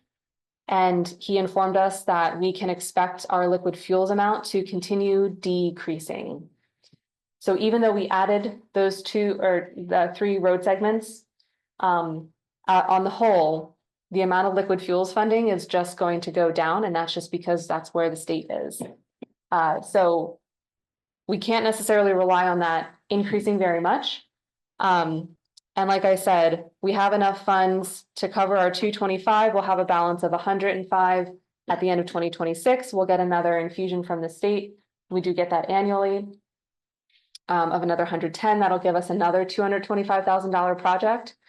But then at that point, we run out of money in our fund balance, and we only have the state aid to rely on, which is only half as much as we would be looking for in terms of an annual project. So that is something to consider. So we're good for 26, we're good for 27, but in 2028, we're going to want to consider putting some money aside into our highway aid fund to continue on with our road program if we intend to do it on an annual basis, which is recommended. Do you know if the new EV bill that we get with our registration goes into this or goes into else? They started charging you. Yes, I do know about the EV fees. I don't know how the state is using those and if that's being calculated into the liquid fuels funds, because yes, the liquid fuels allocation is based on the gas tax. Right. So I'm not sure if. It seems like it belongs here, right? Because it was the reason they did it, right? Was to say, okay, you're not driving. Yeah. Still driving on the road. Right. Even if you're not buying gas. Yeah, that's a good question. I'm not sure actually what the state is doing with that and how they're coming up with their calculations. But you know, they haven't passed a budget and it's I don't know what's going on. Okay. In our green fund, we did raise our EV charger revenues. We only get disbursements from Flow on a quarterly basis, so we don't have a lot of good data to really estimate the impacts of the rate increase that we imposed on our revenues. So we only have about a quarter's worth of data. So I don't have a lot of great information to be able to say at this point whether or not the rate increase that we adopted a couple of months ago is covering our full costs. So we'll continue monitoring that, but we do anticipate that the EV charger revenue will increase, obviously, because we raised the rates. The green fund is a child of the general fund, so it doesn't really stand on its own because the only revenue really that we're getting is in the charger, the EV chargers. But that is again, that's a user fee. That is a kind of net neutral or anticipated to be a net neutral with our actual energy costs. We do know that energy is going up. We had a presentation by our energy rep a couple months ago. So we do anticipate that those costs are going to be increasing. So that's why, like I said, I'm not really sure how it's going to pan out. So we're going to continue monitoring that. So hopefully, budget season next year, we'll have a year's worth of good data to really analyze that. But a couple things that we have in here, really the main thing that we're looking at is the special projects, and that is for the composting pilot program, the communal composting pilot program that we've discussed. So that's kind of our big budget item in our green fund to pursue, and then some money to support the EAC and some of their endeavors. Well, so we haven't really talked to the community about that. What would be the timeline on that? We were to authorize it? Yeah, it's. Is that for the bulk? Yes. Okay. Yeah, the communal collection. Yeah. No timeline on it. It's really kind of whenever we want to roll it out. But we can slow roll that one if we want to. We can, have more conversations about it. But we did put a little bit of money aside for that if that's something that we want to take on for next year. Okay. All right, I know we talked about the carbon offset contribution before in the past, and I don't remember where we landed. Are we doing that? So I'm actually working with Brown Grady to set that up through fungi for individuals, and we haven't gotten to that as a borough yet. Well, what we were doing was putting money into the green fund and we bought an internal combustion device, but. In practice, this is coming out of the general fund, so it's like. It's not its own baby. I'm not sure what the, we haven't continued that in the last year or so, 2 years maybe. So, yeah, this hasn't been something that I've engaged with since I've been here, so I don't have anything set up for it. So the carbon offset fee is to be calculated whenever the borough is purchasing an internal combustion vehicle or say heating equipment for a municipal building that uses natural gas, something like that. The lifetime emissions, and the associated carbon cost of that are supposed to be calculated and then put into the green fund, which is supposed to be a revolving fund. that was the idea. In practice, the green fund hasn't been spending much. It's been taking money from the general, so we've already been putting general fund money into the green fund. Kind of on top of that, so. Money coming from other sources, whatever money. It was a relatively small amount that was calculated the last time we put something in, last time we did a furnace replacement or something. And I don't think it was a lot, so I don't think I think we're already putting more than that in there. But we haven't had any major purchase. Yeah, we got a couple cars, we were vehicles, no, I mean, some of the public works equipment, some of the larger stuff doesn't have an electric equivalent. I don't know, there've been a few things that have qualified, but. Given that we're already sending general fund money in there, like. Having to do the calculation and then put it in doesn't seem to change much, you know, it's already kind of in debt, essentially. So the fact that we're putting in general fund money, replacing that with offset money. It's just math, it doesn't, it's still, the borough is still paying itself into this fund, right? See what I'm saying? I mean, Yeah, I mean, I think the idea was with the carbon fee is to basically just to capture the true cost of those purchases, whether it's we move from the general fund to the green fund or, you know, the source of that. The idea is that that's being accounted for in some way via the green fund. yeah, I mean, I guess I'm saying is that the result of that would be that. Instead of general fund money going into the green fund. It would be general fund money and some of this calculated money, which is also general fund money, so. Right. I think the amount of general fund money that's going in is more than the amount that we would be putting in from the offsets. I wonder if the time it takes to calculate that Yeah, that too. is worth. Yeah. Right. Well, I mean. I- Do you think it works for the- No, but I mean, the reason why you would do it is because it would incentivize you to buy Right, something yeah. bigger, but frankly, we've got a strategy right now that we do it. Unless it's like impossible. Right. It's Yeah. already. But we're doing it anyway. Yeah.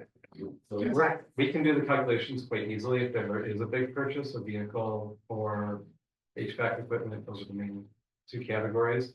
The other thing you could consider, to the extent that buildings are still using natural gas, is you could think about that as an ongoing cost, is another way to think about calculating it, but I think the idea was that it would be calculated upfront when the equipment was purchased for the lifetime of that piece of equipment, in terms of the fuel. it would use. Well, the next time this is really gonna come up in a big way is if and when we decide how we replace the boiler in this building.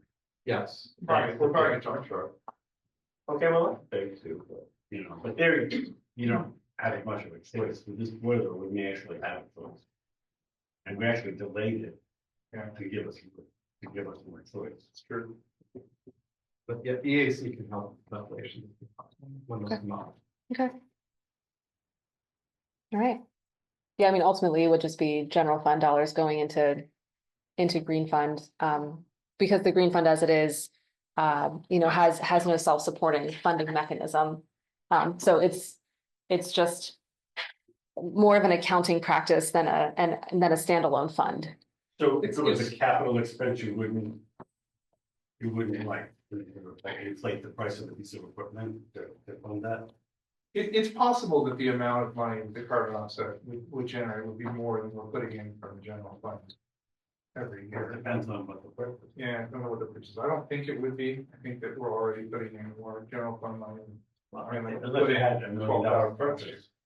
So, Yeah, Okay, but it's not so much how much the purchase is, it's how much you project. It's how much carbon costs. Yeah. the emissions associated with. Yeah. Over. So you offset $200 a ton of CO2 or whatever. Yeah. okay. Well, we'll certainly lean on EAC for when those purchases come in. I think the next one would be the dump truck for next year. So appreciate the offer to help with the calculation. Okay.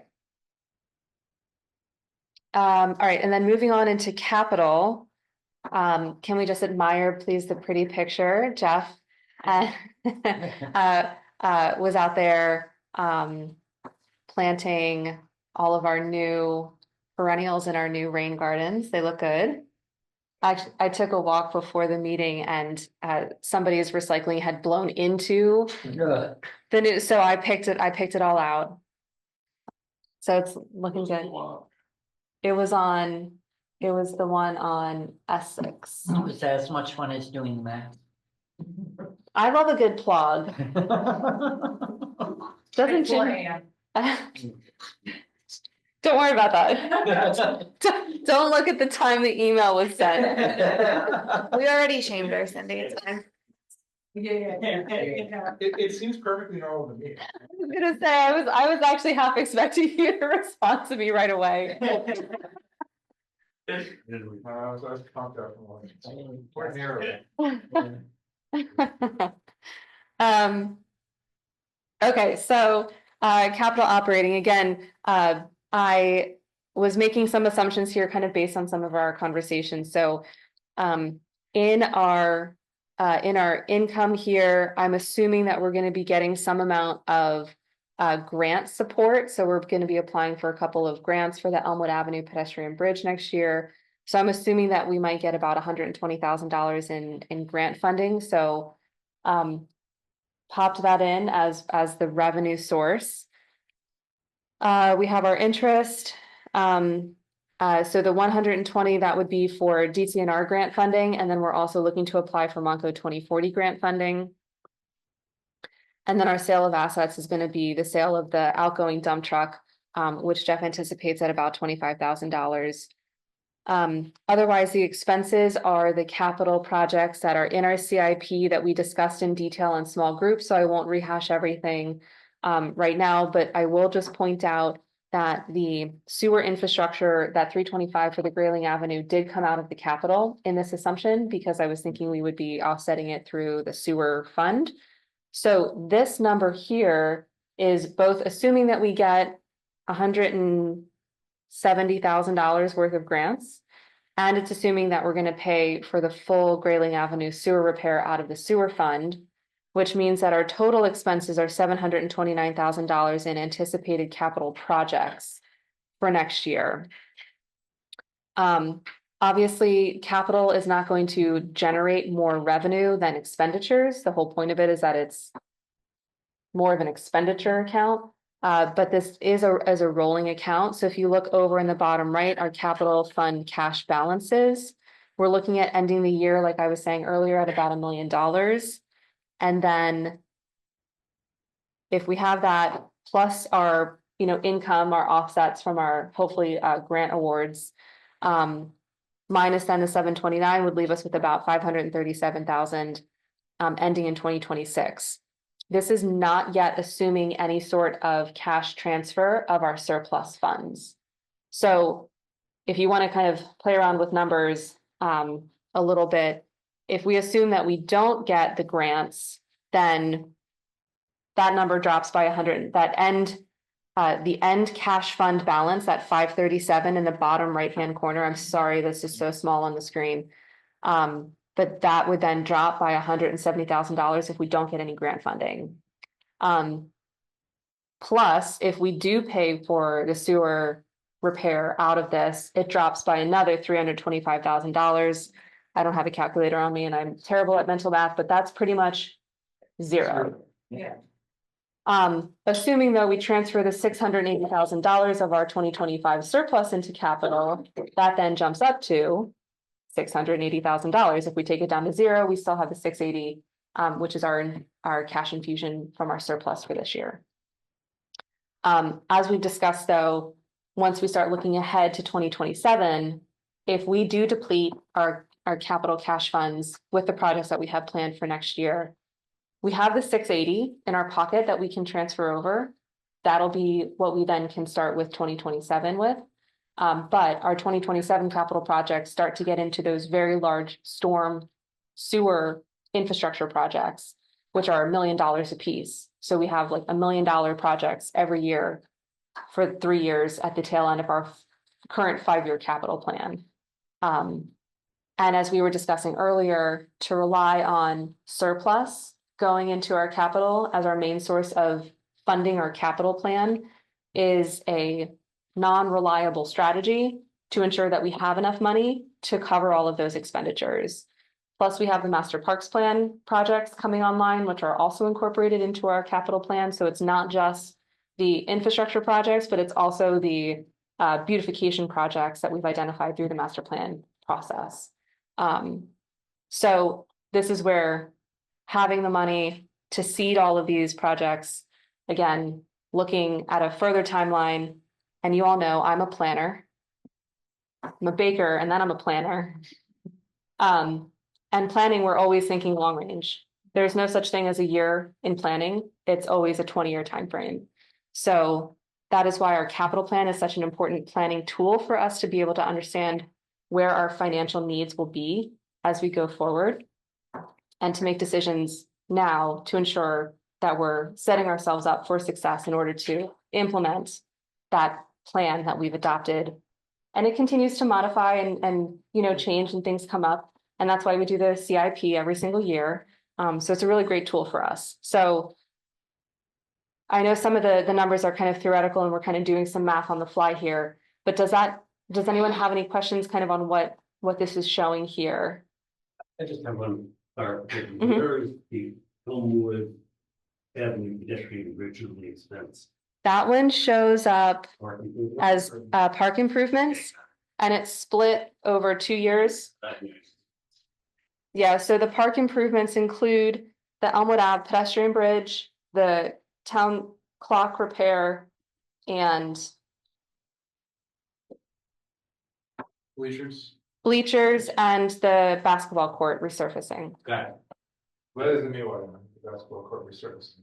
It was highlighted, by some of the basketball users, the court was, in their opinion, unsafe. We had any more contribution from it, it's not right. The leaks. To be did. It's a relatively small amount compared to some of those other things. So, our executive decision was to put it on the capital plan. If anybody has objections, let us know.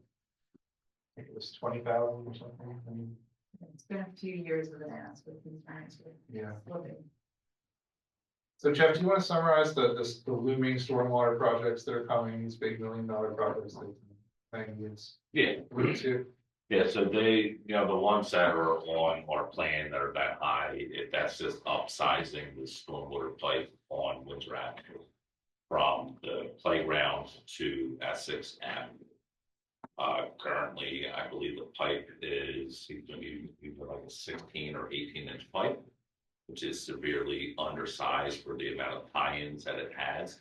That's collecting all the rainwater from Iona down to the park. So think of every intersection, every hill coming down. Because a lot of times what happens when heavy rainfalls is the manhole lids in the intersection of Essex Avenue will shoot up. And then we need to keep 2 employees there so cars don't drive into the manholes. Wow. Yeah, because we care about people. And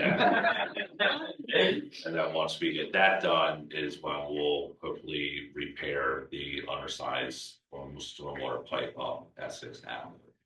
Because they've been clogged. I've been here be 6 years in like 2 weeks, and they've been clogged my entire length of employment. And that pipe, I believe, it's like a 6 or 8 inch line, which for the velocity of water, how much it picks up, it's again severely undersized. And it's under the street. Yeah. All right, so that's our looming, projects. Okay. Okay. Good question, what are those 2 grants for? For the Elmwood Avenue Bridge. Okay. Yep, so I had my first preliminary meeting with the MCPC folks who implement the Moncton 2040. They gave me some positive feedback on the program or on the project for that program. So we'll be proceeding with applying for that. So as I mentioned in our small groups, but just for the benefit of the whole, we are having our engineer work on those design plans now. So the 2 grants that we've identified as being the most likely successes for us are construction only grants. So we do have to have a shovel ready project. So we're working with Pannoni to do a full design plan for the bridge. So it'll include the demolition of the existing bridge. It'll include the stabilization of the gabion baskets. I just learned this term, which are those wire baskets that have the stones that serve as the kind of hardscaping shoring on the banks, the construction of the new bridge, and then renovation of the end bit of Elmwood Avenue into a stormwater rain garden feature. So it'll serve as both a water volume and a water quality BMP. So anything coming off of Elmwood Avenue would go through that rain garden before going into the stream channel. And then the new bridge is proposed to be angled into Elm Grove Park as opposed to keeping its perpendicular orientation to Wynwood. And we do not have to get approvals from Amtrak or utilities running across the bridge. It's really our bridge. It's our bridge. We do need DEP permits because we're crossing a Yeah. stream. Oh, no, why did I bring this up? But we've already submitted our pre-application materials to DEP for the permit, so we came up with a good game plan with Pannoni, so we gave a deadline of the February business meeting as the final deadline, so you'll see the design plan to authorize for the application for grants, so you'll see that coming up, so that was our deadline and we're working backwards from there, so we are on the right path.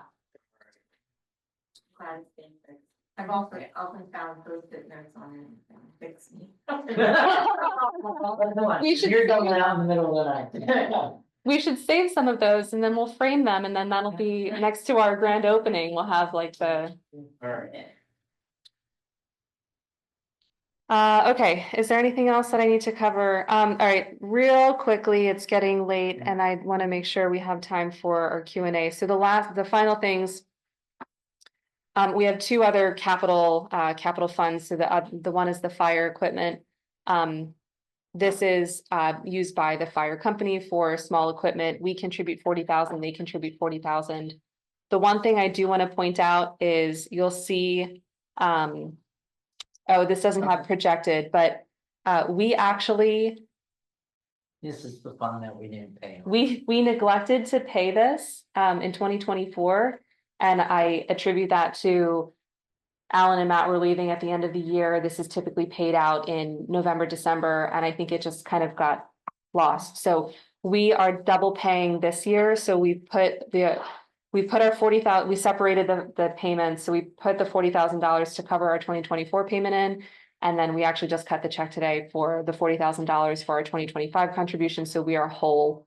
And the fire company is also whole and up to date with their contributions as well. So this just goes into a pot of money. It sits there and they dip into that for their needs. They haven't actually needed to use it this year. I did learn that they will request. So we hold the money in our account for this particular fund. So the fire company actually makes requests from us and then we are able to then give them the money to pay for the things that they need. So this is separate from the contributions that we give to them in their budget request. So in the budget request, they've asked for certain kind of small equipment. This is actually a separate fund that covers different equipment costs, but they have not drawn from this so far this year. I thought this was porting for a vehicle. Yeah, That, yeah, I thought, equipment. I did see, I'm sorry, yes, because I spoke to Ken about that. I'm sorry, yes. I was getting myself confused. The small equipment fund is separate. Yeah, that's. So this is the reserve. So this is actually something that I've been looking at reinstating the Pliget account. Since this is a long-term savings account, to put this money into Pliget to earn a better interest rate since we don't dip into it. Okay. So that's neither here nor there, not for the budget, but we're maintaining our $40,000 mutual contribution with the fire department. And then finally, our bridge. And this slide, I think is It has wrong. the repeat of the previous slide, except for. Oh geez Louise, blame it on the 4 a.m. Yeah, it's all good. Okay, well, regardless, it's in SharePoint. You guys can, I'll update this so the public can see. But this is our Narberth Avenue Bridge Fund. This is a drawdown fund account to pay for bridge expenses. We have moved away from the design and we are now into the construction phase. So we are able to, so we did confirm that we are able to do pay when paid. So the invoices come through, they get approved in the online submission portal through PennDOT. We get reimbursement from the state and then we can pay our contractors. But we're also able to pay directly our contractors, their invoicing through this account, which we will do until we draw down these funds, which will liberate these funds since they are earmarked for bridge expenses. And then we'll just transition to the pay when paid. So this will go away by the end of 2026. And then everything else, all the other payments moving forward, we just will wait for reimbursement from the state and then we turn around and cut the checks to our contractors. So all good there. Right. Okay. All right. That is it. Thanks for the presentation. Thank you. Now, we do need to make a decision, so we need to make an EIT decision. Right? Yes, so related to EIT, if there's interest, and I know we've, mentioned this before, but going back to how we're going to fund our capital program. So we have the surplus this year. And the decision point from our earlier slide was, do we want to put the whole thing towards capital or do you want to split it up into other things? The highway aid is fine for the next 2 years. So that one is less of a priority. I think the capital projects are going to be the biggest priority. But going back to our budget, if you want to go back up to our general fund budget. This does not include revenue. I'm trying to think what slide. Probably just the expenses. So this does not include a budgeted transfer into capital. And as we were talking before, because our budgeted revenue for EIT is probably going to be a closer number to what we actually expect, the potential surplus might be a lot lower or non-existent if we kind of align our budget with our actual received revenues. So looking forward to 2027, if we don't have any earmarked budget, not earmarked, but budgeted funds into capital, we might not have the surplus to put into capital, and therefore we don't have any additional money to put into capital, which means that we run out of money for our 2027 projects and we're not able to effectuate on those plans that we've discussed. Our options then are to raise revenues through taxes. We have millage, which I understand is not under consideration for today, but EIT, if it is, EIT though, we would have to, because of the legal process that we'd have to do to raise it, we would have to make a decision on EIT tonight. And then we authorize a notice of intent we have to advertise in the paper for 3 consecutive weeks. And then we have to adopt an ordinance. And then that has to be 30 days before the tax can be enacted. And because we're trying to target a January 1st adoption date to avoid any sort of weird mid-year transition like we did last time, then we have to also schedule a special session of council to meet to adopt the ordinance on December 1st, which is Monday, which is a Monday. So if we miss those deadlines, then we end up not being able to enact any EIT increase until later in the year. And then we end up with a weird split. So from an ease of administration and kind of a clarity to residents, it would be a cleaner shift if we were to do that. But we do need confirmation. I spoke with John Walco earlier today. He has everything teed up. So if council provides authorization with the intent to proceed tonight, then we will get everything up and rolling and we will move forward with our legal notice process. I'm thinking of sort of working this backwards, which is trying to decide how much extra money we want to create for the capital fund. And then deciding, right, Yeah, whether so- we're gonna do it through EIT or through another source. or through millage. I think so. I mean, I think we're all on the same page that we want to create a capital fund surplus for, Well, yeah, and I think that like, based off of granted the earlier numbers from the scenarios being ones.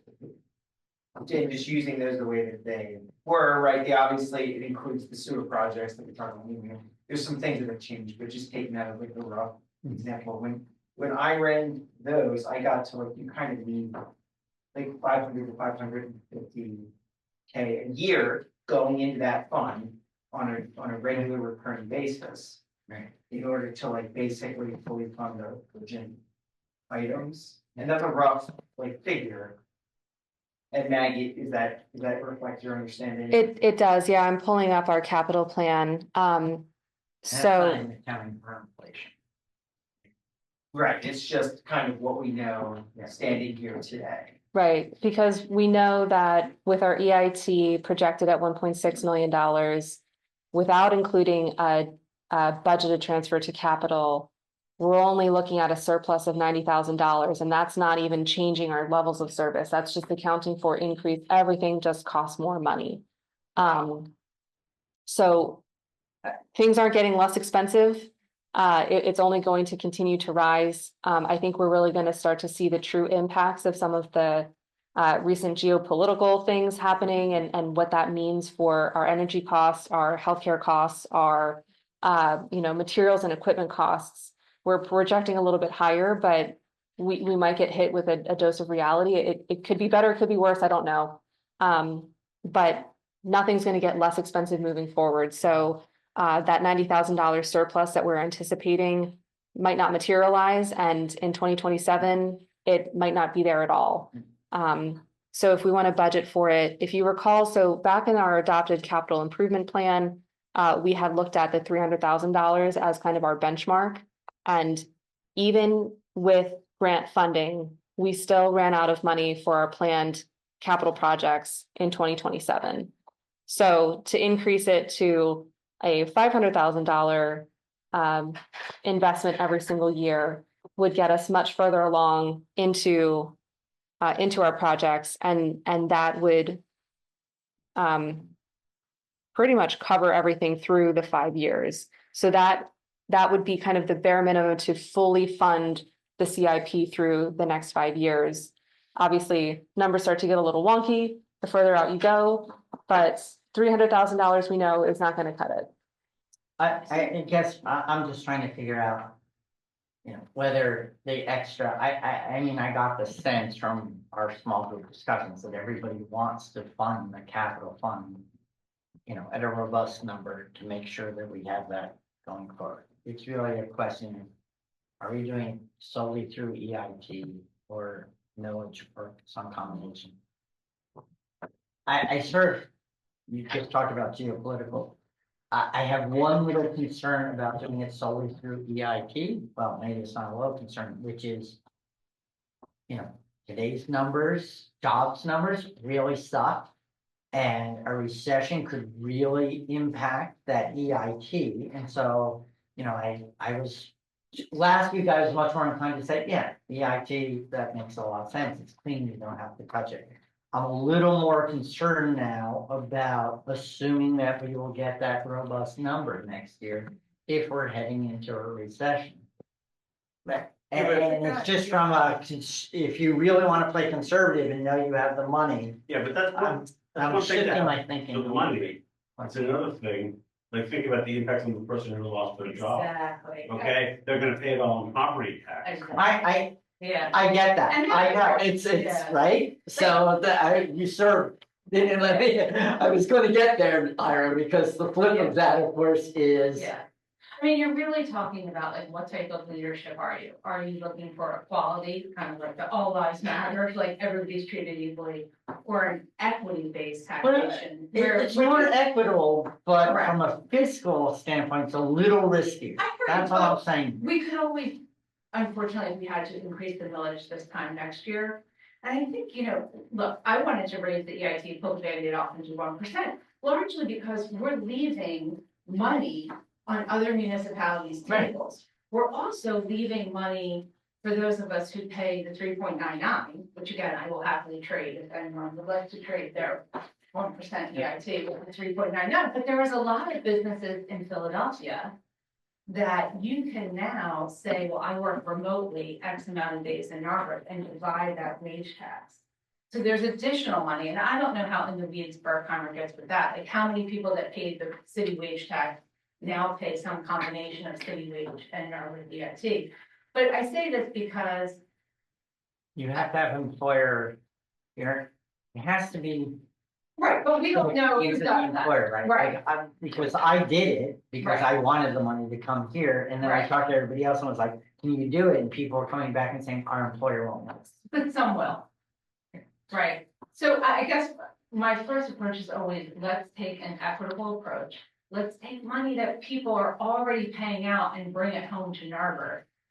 I am a little more comfortable with that and saying, okay, we'll re-examine the millage rate if there is a recession this time next year, but right now, 3 people, one of the things like he got Doge, you know, I'm gonna raise his property tax. You know, he's unemployed, this feels much more equitable to me. And is not gonna raise but a handful of folks who have actually had the benefit of not paying EIT or wage tax. Are now just joining the rest of us to do so, which that does affect a handful of people, but again, it's more equitable. For us to use this fund. Yeah, I think the EIT has, it does have an equity aspect to it. I just want to caution, say, I don't necessarily think that property taxes are inequitable. I think they're generally a wealth tax, and I think that is. So I mean, say, like, to me, my primary goal here is to get us the revenues we need through CIP. I'm comfortable doing that through millage, I'm comfortable doing that through EIT, I'm comfortable doing that through some mix.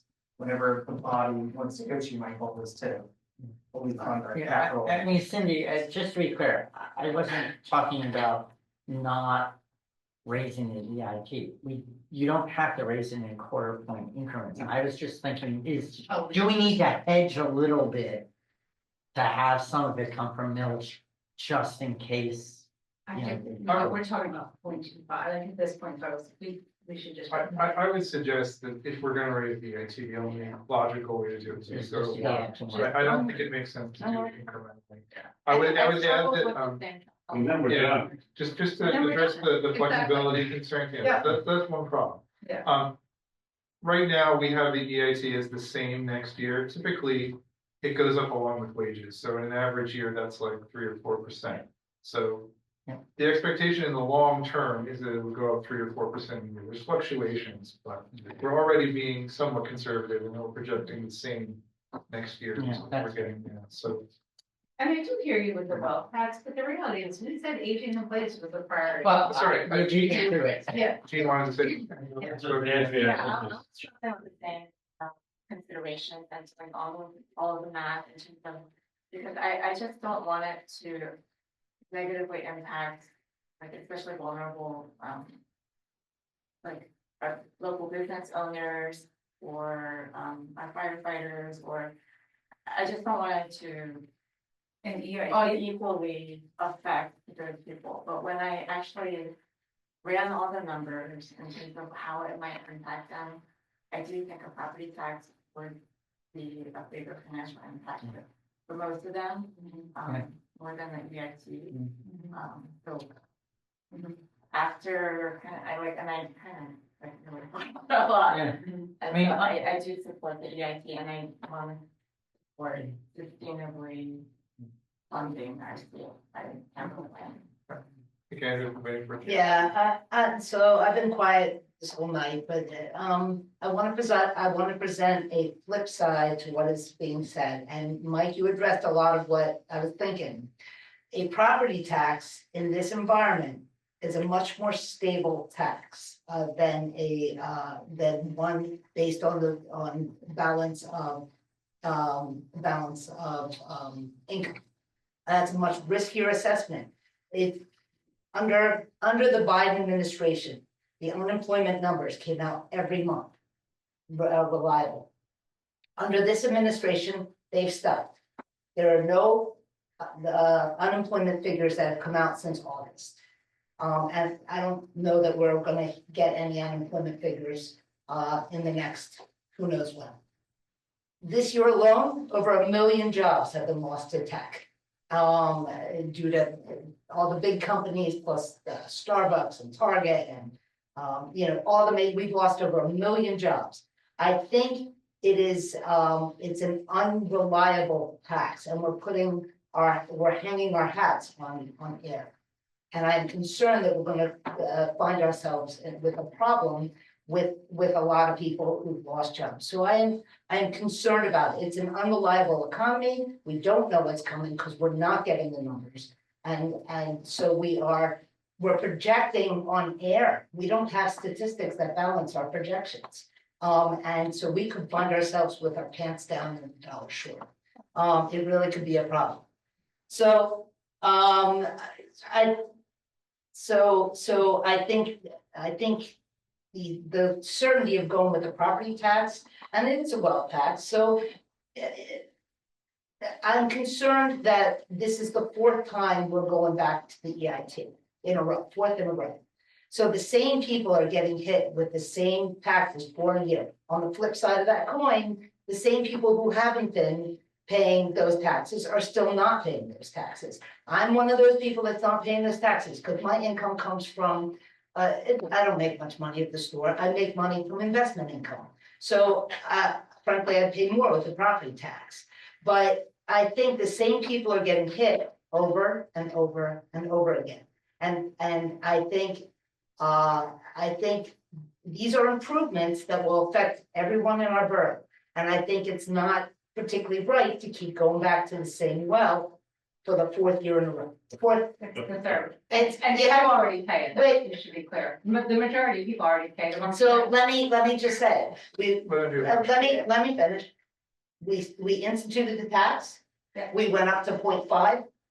And then we went up to 0.7 or 0.75. This will be the next. Right, but the majority of them are already paying it, is what you don't understand, is that we just got the money back. But I do appreciate. Some are already paying it. Oh, I don't know most. I don't have The this. first timer does. Okay, but Yeah. I think we are hitting portions of the population broadly. I do think Um, the 3rd. Excuse me, it's not 4th, we went from to 0.5 to 0.75 to Yeah. 1. Okay, That's right. all right, so it's a 3rd time in a row. I still think we're hitting them again and again. And I think we should spread it out a little bit more. And for capital improvements that help everybody in our community, let's go more with the property tax, which I feel is just a little more equitable. And across the board. So, my thoughts are, I think we shouldn't be short-sighted on the uncertainty of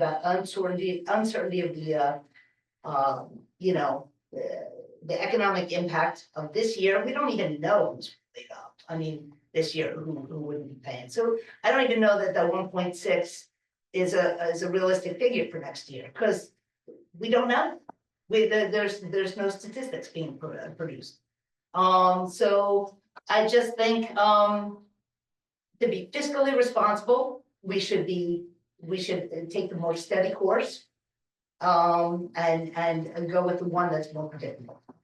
And that's just my thoughts. So I do just want to correct a couple of information. We do know the majority of folks do already pay 1% EIT. That was actually the first thing when Michelle Pagnopoulos and I went to our little boot camp. They're like, you suckers don't have the EIT. Look at everybody else paying it. So let's just use an example. For the majority of folks who are paying either a wage tax or an EIT, no more money is, you keep saying they keep getting hit with the new tax, they're already paying it. We're just saying, hey, let's use the folks that work at Merck. You're paying 1% to North Wales. We're just saying now, all that money is coming home to us. But I think you raise a great point with unemployment. You're exactly right. If someone loses their job, I don't want their property taxes to go up. I want them to say, we got your back. You're not going to pay that through the EIT. And the joy is we have a surplus. So next year, we're going to be okay with just the EIT. If we do have the hidden reception, this time next year, we can say, now we need to raise the millage.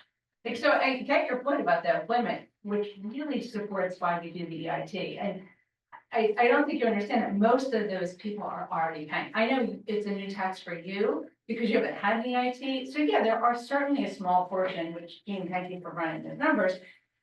I do think that if you did come up with, oh gosh, we do have a handful of firefighters and this affects, we could talk about raising, we give that 250 deduction, like maybe we play around with that bucket to even reduce those numbers a little further, but I do think. Cindy, just real fast with our firefighters. Oh, well, we calculated that. Well, they get their, they get the refund back of their property taxes. Right. Like the firefighter, they get a full refund of all of their property. There was at one point, but we changed the rules. Okay, perfect. Better yet. Yeah, so whatever they pay, they get back. Oh, God, okay. So I thought there was full, that, no, full property tax, That was the thing, like, not with EIT, but with all the property. but just with property tax, right? Okay. So even if we raise millage, we still return all of that back to So them. it's an even smaller pot. Thank you. So first of all, Andrew, I think you're totally right about the unemployment statistics. You think that they're not gonna affect, your daily life, that the government is not putting out these statistics, but we're a tiny little municipality and we're in some confusion because we don't have reliable data. So I agree with you that it's terrible that the government's not putting this out. I would say that we're in an enviable position right now in that our budget, if the numbers come in a little low, it's not gonna hurt us right now. I mean, we're passing this proactively, right? We're in a position where we are in a good spot for next year. And probably have enough to fund a lot of things the year after, but this is a kind of a long-term project. So if we pass this now and flood revenues are lower than expected, I mean, it's bad for the borough, but it's not catastrophic for the borough, right? I mean, we'll still be able to function, we'll still be able to pay for our projects in the medium term. I mean, even if we were 10% off, so we're off by 160,000. Like if the EIT would get, you assume a 10% unemployment rate that drops us by. I would also like to say that Jim Spear wrote an email. He only sent it to Fred and me and Maggie, indicating he did not want to raise the EIT. It was not his preference to raise the EIT. Yeah, Jim did express a preference for millage. I forget the justification of the reasoning. I'll let him explain when he's back, but he's currently in Switzerland. So. Michael, I was trying to ask you, I thought you had broken out percentage of like what percentage of people actually wouldn't pay more. I have that data. Okay. So from our initial, from 2023 when we passed this, my estimation was that Berkheimer predicted 630,000 withheld EIT for Narberth, of which 90,000 came from non-residents of Narberth who don't have any EIT at home but who work in Narberth. 220,000 with money coming home, so that's EIT that Narberth residents pay to municipalities outside of Philadelphia. That would then be returned to Narberth, and then 320 would be the new burden for people who are not currently paying EIT. So close to half of that estimate was, not a new burden. for Norwood residents. So half of it, 300,000, so 250 was coming home. Just under half, Two- was, sorry, go ahead. 200, I'm just trying to clarify. 220 and 90, 90 from non-residents, 220 coming home, 320 from Narberth residents paying new tax, so. It's about half, and it's roughly a little less than half. About It's half tax. of the new tax. So it's not the vast majority of people are bringing it home, it's a new tax for half. Well, but as opposed to a millage, which would be tax, new tax for everybody. Well, but it's, 100%. it's the same people are getting it. I just feel like the same people are getting it. And I think that just demonstrates it. Well, but see, the thing is that the people are also getting hit because of lower Meriden County increases. And that's a lot larger percentage. See, because that's based on millage. And that millage keeps going up, so those people are also getting hit. Yeah, but I'm just talking about us. I'm not talking about I'm talking what about- other things are getting hit by. I'm talking about us. So like the people getting hit, in Yes. other words, like if I'm a resident, Mhm. right, my millage is already going up. If you're a resident here. Yeah, because your tax, your. Well, we're board, raising your- their taxes. Yes, yeah, the You school mean the district. school district? Yeah. All right, well, yes, I That's say 80% of the bill. it is, but I'm talking about with the portion that is Norwood. I mean, we can't get away from that. That's not. No, I know. The people got a free pass. All right, let's. So we really have two questions. Question one is. Right now, we are looking at a balanced budget for next year. We are looking at being able to fund capital needs. Do we wish to start increasing taxes proactively to cover future capital expenses? I'm hearing a yes from council on that. Okay, so I think we've answered that question. The second question is how to do it, whether through millage or EIT. I mean, there is a third question, which Maggie had, which was should we donate put the entire budget surplus from this year into the capital fund? I think I heard a yes from council on that too. Yeah. So that I think we're agreed on. So really the remaining question is, should we be looking at EIT or millage? So as Andrea said, Jim had expressed I'll also add that I think it does not make sense to increase millage to anything other than 1%. Because that was, EIT, yeah. I don't think it makes sense to go partial. I mean, you guys can disagree with me, but in my opinion, the simple change is to go to 1. And then we're done with this discussion, but it is the only time we can do it. We can't go any higher without doing a home rule charter or other complicated. Yeah. I mean, that is something we We have. can always raise the millage. I mean, that is that's something we need to mention, which is, Andrea, next year by definition, and every year after that. If we Yeah. want to raise taxes, it can only be done by. Right. This is our last shot at it. Yeah. Yeah. Does anybody here prefer the idea of a millage raise to an EIT raise? Oh, I hear you, Andrea. And Jim. And Jim And Jim. sent the email. Okay, so. Okay. I think council's preference is to go ahead with the EIT. We can change our minds later if we decide to. We're not locked in at this time. That'll be December 1st would be the vote. Right, so the next steps then is we advertise weekly for 3 weeks, our notice of intent. And then we advertise an ordinance to raise the EIT. The ordinance has to be passed a minimum of 30 days before it goes into effect. So if we want it to go into effect on January 1st, the latest day that we can adopt it is by a special meeting on December 1st. Because of the advertising requirements, the third and final advertisement has to be a week before your adoption of the ordinance. So we're gonna advertise on the next 3 Mondays, and then we're gonna put a legal notice for a special meeting. So we're gonna work with everyone on finding a time on Monday to get a quorum to come to vote on the ordinance. And then that goes into effect in 30 days. Okay, so we are going to some expense here, so I just want to make sure that. And you're gonna need my signature on that, at that On the ordinance. day. that day, yes. Veto. And meet at the same time. I'm gonna have to think about this, I'm not very comfortable. But So you need to know that there's a 5-2. For the override. Right, but I have not been involved ever when there's a veto. Do you then vote? at There the hasn't been a same time? veto. There hasn't Right, been a no, veto but my point in is, previous terms. if Andrew vetoes on December first, can we vote on December first?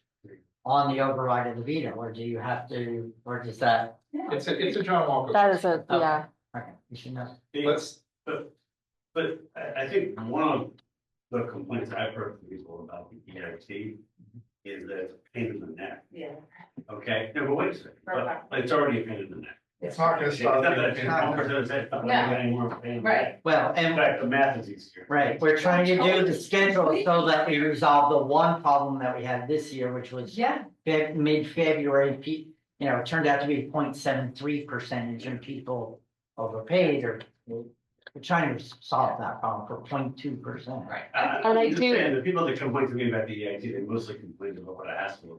Yeah. Yeah, But the but first time it's not going away. Agreed. We're not. No, I know. Yeah. No, I'm agreeing with you. Well, and just Okay. so you know, to that point, finance and administration have already talked about having a representative from Berkheimer come to speak to us and to the public and to talk about, like, if you have a concern, how you address that with Berkheimer. Because we've heard it from the public. Michael, Jim and I are all in agreement that that's something that we should be focused on after the budget's approved, to have somebody from Berkheimer here. well, Um, I've actually, yeah, and I've scheduled them to come at the next FNA meeting on Oh, the there you go. 20th. yeah, no, thanks. So there we go. So we want to make sure that that's out there to the public. Next FNA meeting in 2 weeks. Yes. Right? We will have representatives from Berkheimer here at the FNA meeting to discuss questions, comments, concerns. So that is November 20th at 6 p.m. Great, you should advertise that. I will get that on social Right. media in addition to our. Great. Andrea, let's plan to have a discussion some point after the meeting. I realize that you are not pleased with the idea of a higher EIT.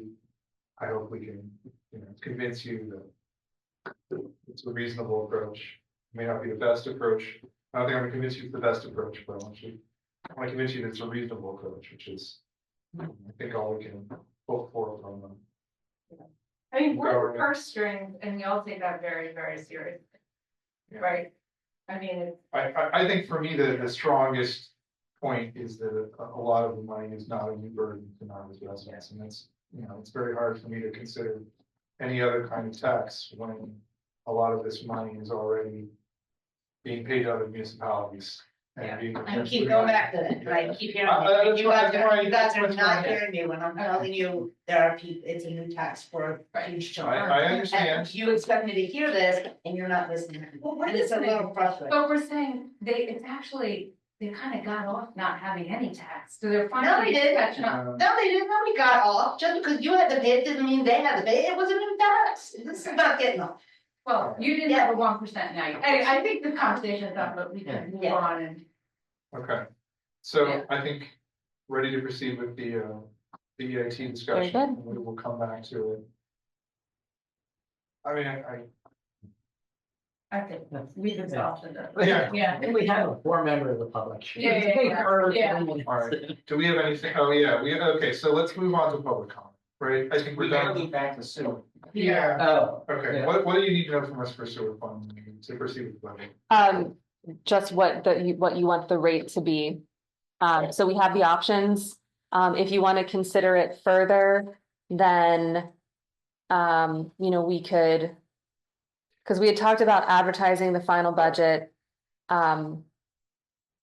in, I don't want this to slow down here because. No. yeah, My at the business meeting, My so, recommendation would be that it come out of that combination of an increase in the sewer fund and the existing sewer fund. So you take some amount of money that's sitting in the sewer fund, you take some amount of increase, you put them together, you pay for that particular change, and you use the increased sewer fund to refill that balance in the sewer fund to whatever level you think is appropriate. So we do it gradually. My suggestion would be not to take the whole amount in 1 year, Mhm, to just refill it over 2 or 3 years. mhm. In that case, then I would recommend going with the $6. We have the numbers, you saw what it looks like. It gets us halfway to the Winwood, or the Grayling project. You know, if we do take the balance out of the cash reserves, not cash reserves, but out of the cash in the Then sewer fund. basically, we're funding, It could, yeah, so it could cover the whole thing. we're funding that kind of project every 2 years, essentially, if we do it that way. Uh, Funding that level of project every 2 years. We right. Keep it at $6. Right, Who suggested 6.5? Was that you? Well, I said, I had Wait, originally okay. said 6, but if you didn't feel, I thought you didn't feel comfortable with it, so I was. No, I going do. to go. But, okay, we have the EIT increase. Yeah. That gives me a little more Oh, okay. pause. Yeah. That makes me feel better about saying, okay, rather than raising it to 8, Okay. we can do Okay. the 6 and then increase that. Again, this time next year, we reevaluate sewer and millage. That seems very reasonable. okay, so we're going with 6. And then it sounded like everyone was comfortable with the rates that we had proposed for the trash as well. Wait, and we landed on, we're not differentiating. Yeah, we're gonna- All Three condos, townhouses in, all Yeah, the three condos, townhouses will work, Okay. So all condos are condos, and they're all taxed the same as apartment. They're all and they're all not tax, treated. user fee. Fee. They're all User fee. Charged the same fee Yeah. as apartment. no Yeah. discounts and yes penalties. Yes, penalties, no discounts. All condos Town funds level. will cost the same as apartments, and so we're looking at, it was the 280 for apartments and condos, Yeah, which is a jump. jump for apartments, but it's The other- it's the apartment owners who are paying for that. So- no, well, they'll pass it, they'll pass it along. Wait.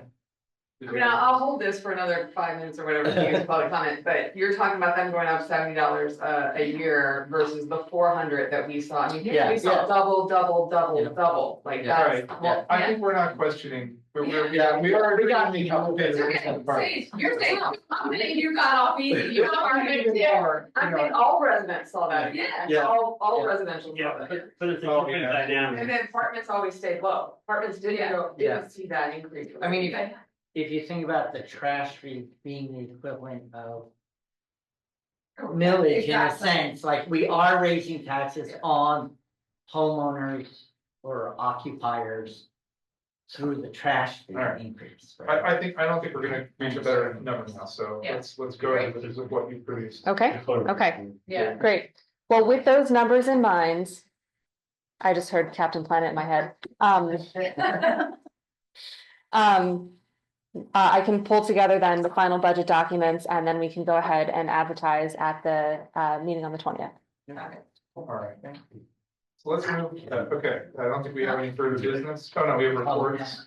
We did have some reports, right? Does anybody have a committee report since the last meeting? If they want, which, Yeah, we met, okay, go ahead, Earl. okay, I'll make it quick, I guess, we just, approved some, funding of items that were already budgeted for this year. The, let's see, sewer camera and, the, HVAC system for 80 Windsor. I think we already know about all of them. They were budgeted, it's just. Okay. Yeah, like I said, comes up. And then we talked a little bit about cell service and, you know, after Maggie gets to the budget, maybe she'll be able to talk to Verizon about, you know, what they could do to improve service in the borough. Okay, Matt got a, like, good enough so the Park Mobile works downtown, but it's still not. Any, where it should be. And then, we talked about the capital budget. all right, thank you. I know the FNA is gonna meet next, or in 2 weeks, public health and safety. We're going to meet next Friday. Okay. But I just wanted to mention that we did have the Montgomery Avenue corridor meeting, this morning. And then we can talk about that. And also, we have the October 29th steering committee meeting for the transportation plan. And our county planners presented that plan to us. And we can also talk about that. Okay, great. And I know that there will eventually be a public meeting presentation from the Montgomery County, or Montgomery Avenue planning group. Yeah, Let's talk about their recommendations for the Norwood area. they said they were expecting that by the end of the year. Mhm. Probably this summer. All right. Yeah. Now, we'll note on the cell phone topic that Borough Council will be discussing how to improve cell phone reception during the scavenger hunt on Yes. Saturday. So feel free to, come out to the Borough Council station in front of Borough Hall, where we will be having important discussions on how to improve cell phone reception, which is definitely the most vital topic in the borough today. Only second to the doggy diaper. That's right, that's right. Now that we've solved the problem of dog poop, which was last year's issue, we're gonna move straight over to cell phones. Okay, let's go to public comments. So anybody in the room here? Still way back there? Thank you very much for your patience. Go ahead. Name? Start by giving your name and your address and. My name is Kathy Hutchison. I live at 1334 Montgomery Avenue, and I guess I have one comment to make about the EIT thing. To keep in mind that really just hits workers. There are a lot of people, particularly in my building, the Winmont condos, that are retired. And so they are only then hit by the real estate tax, and they are on fixed income. So I would say that is one reason to leverage the EIT as opposed to raising the millage rate, because it's gonna hit the retirees harder. And they're also not seeing increases in social security. So whereas there is a discussion to have about the EIT and the unemployment rates and what the economy's doing that, seniors are already seeing their money spent less at grocery stores. So not that workers aren't seeing that as well. Yeah. But it's a trade-off in that, the workers still have income coming in, whereas the retirees are just whatever they have in the bank or whatever they're getting from social security. If I may, that's a complicated formula. It's not so simple. Yes. Social security benefits go up. There's a cost to COA with that. Their healthcare costs with people under age of 65 are going up substantially. They're getting slammed, including workers. So it's workers are getting slammed. Yeah, and I think everybody's getting slammed because it's not just. I think workers are getting slammed. People under 65 are getting particularly slammed with healthcare costs. Yeah. Yeah. And then the other thing that I would be interested in learning more about is the Narberth corridor study, because I know that I've had some discussions, and that was primarily, I think, focused down on like kind of the business section of Narberth. However, my condo building sits right at the Wynwood intersection in Montgomery, and I don't even know if you can speak to this, but there have been some pretty serious and very scary accidents at that intersection. Because it is a blind left turn, and there was a traffic signal for left turns onto Gypsy Lane going down at one point, because there was bridge work being done down there. Yeah. But they took that turn away, took the signal part away. So I'm very curious, like, if that's a Friday. We heard about it. We heard about it today. They highlighted some of the intersections in red based on the number of accidents, and that was one of the bad ones. Yeah, it was the number one accident Yeah. site in Narberth. I'm honestly not surprised to hear that, because I mean, we have had everything from single car accidents, multi-car accidents, to even, vehicle versus deer accident at that intersection, which is also another crazy thing. We were all thinking of you in that side. I'm certain that there will be safety recommendations on that intersection, not just because of the high number of accidents. Yeah. There will be some sort of recommendation for changes, but I don't know what it will be. Stay tuned. Yeah, so if that's a Friday, is that meeting? I'll give the update at the public health. Hasn't been scheduled yet. We don't know the schedule. Okay. Yeah, so it's not, all of that is not quite ready for the public yet. They will do a public presentation now. They're just wrapping up, they're just finishing up the report for the public, so. By the end of the year. And then one last thing about the budget surplus, and I imagine how this is gonna go, but calculated out, there's 95, condo buildings in this, or in the borough, right? Or 95 condo units in the borough. Compared to what the apartments paid, we paid about $600 more for our trash collection last year. I don't know exactly where that money all nets out. I'm curious to see if any of that overage came from the collection of the solid waste fee. But It's a separate fund. it's a separate fund. Yeah, so we charge a fixed amount for solid waste. Everything that comes in from solid waste goes out to the solid waste Okay, company. okay. It just passes through the borough. We don't keep any of that. I like to think enough. I had to ask. I'm gonna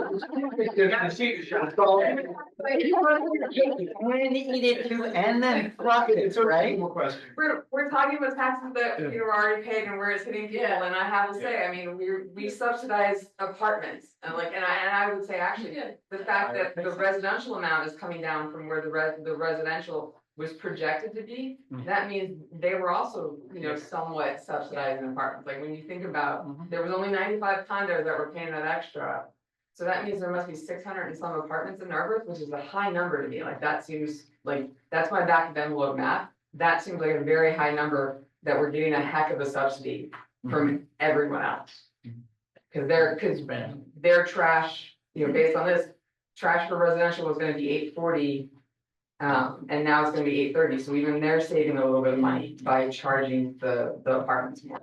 Well, I think the real way it works, and hopefully this gets solved, is that people who don't put out as much trash subsidize currently the people who put out a ton of trash. Yeah. And if we were able to move over to a Lower Merion system where it tiers based off of like the size of the can you use, then we will solve for that. And there are other municipalities, I can't think of who it is right now, but where you have to buy garbage bags. And the garbage bags control how much trash you're allowed to put out. And you're only allowed, and this is not in Pennsylvania, but I know other places in the country, they get stickers. And so they get so much allotted for recycling and so much allotted for, so it's not like you're buying bags, but you're allotted a certain number of stickers every year. So there are ways to control that. It's not gonna be very easy for commercial or large buildings to do. We're just locked into a contract right Yeah. now. We're And very hopeful that in 2 years, we will have a much more affordable and structure. And we'll try for equitable, but definitely affordable. Yeah, And it's not there like are, for apartments to opt out. I would really like that. so we have 309 apartment units on the books, 95 condo parcels. Well, units themselves, and then the balance is either commercial units or residential. So we have about 1,500 total are contributing. So it's just a numbers game. Because I was trying to not to increase apartments by too great an amount, but it worked out that we could kind of lower the increase for residential. So it's kind of a win for them, Yeah. a win for condos, and Yeah. then apartments end up going up. Yeah. And they're the larger, because that's the, But that's still not as large of an increase as everyone else in the borough saw. As as far as residential saw over the past, cause I can look back, I was 100 and something, then 200, and then 400, and then 800. right, and that was because of the contract Yeah. with Mascara. So the contract ends in the end of 2027, so we started conversations with Lower Merion to see if we can join their route, and they have a different structure, which is a use structure, so it's like small, medium, large, it's like a Goldilocks system, so then you pay for how much trash you actually will collect. So if that's the case, then I think that'll drop everyone's rates down. So unfortunately, though, we have 2 more years. So what's that? Sorry, I should shift, will love this. Yeah, they'll have seminars on how to reduce your trash. Yeah. Yeah, well, then everyone will do the composting, which will even further reduce your trash. Yeah. We do have some people online, I think, thank you for your public comment. We do have some people online, so let's see if anybody who is online wishes to make a public comment. If so, unmute yourself, and anybody online wish to make a public comment? Yes, I would. This is Carol Marie Scanlon. I'm having a real bad windstorm here, so I couldn't raise my hand. First of all, Maggie, thanks for fixing the volume. Definitely better to hear the meeting. Good. First question I have is there any update on the development plans for Sabine Park with the appraisal, the assessment, RFP, RFQ, anything going on for that development? If not, when are they going to be sent out? What is your timeline? And then with that one, is development plans still on your radar for Sabine Park? It's my first set of questions. Do you want to answer that, or shall I move on to my next set? Why don't you go ahead with all your questions and then I'll All respond. right, what's the decibel level for the borough leaf blowers? Because I was listening to the electric leaf blower and that had the most shrill, ear-splitting sound. And I think Mike had a really good point when he suggested waiting to pass this this legislation until Laura Marion works out the kinks, because I believe I read that that Pennsylvania municipalities cannot arbitrarily favor one industry over another with legislation. Would that be favoring the electric leaf blower industry over the regular gas powered industry? And that could lead to litigation. So let's let Lower Merion get their litigation out of the way before we set ourselves up for any more expenses with litigation. So I think Mike had a great point there. My next question is the Elmwood Avenue Bridge a footbridge or is it a car bridge? I'll just answer that. It's a footbridge. Okay. All right. Thank you. That was a question that was unclear. What about my other questions?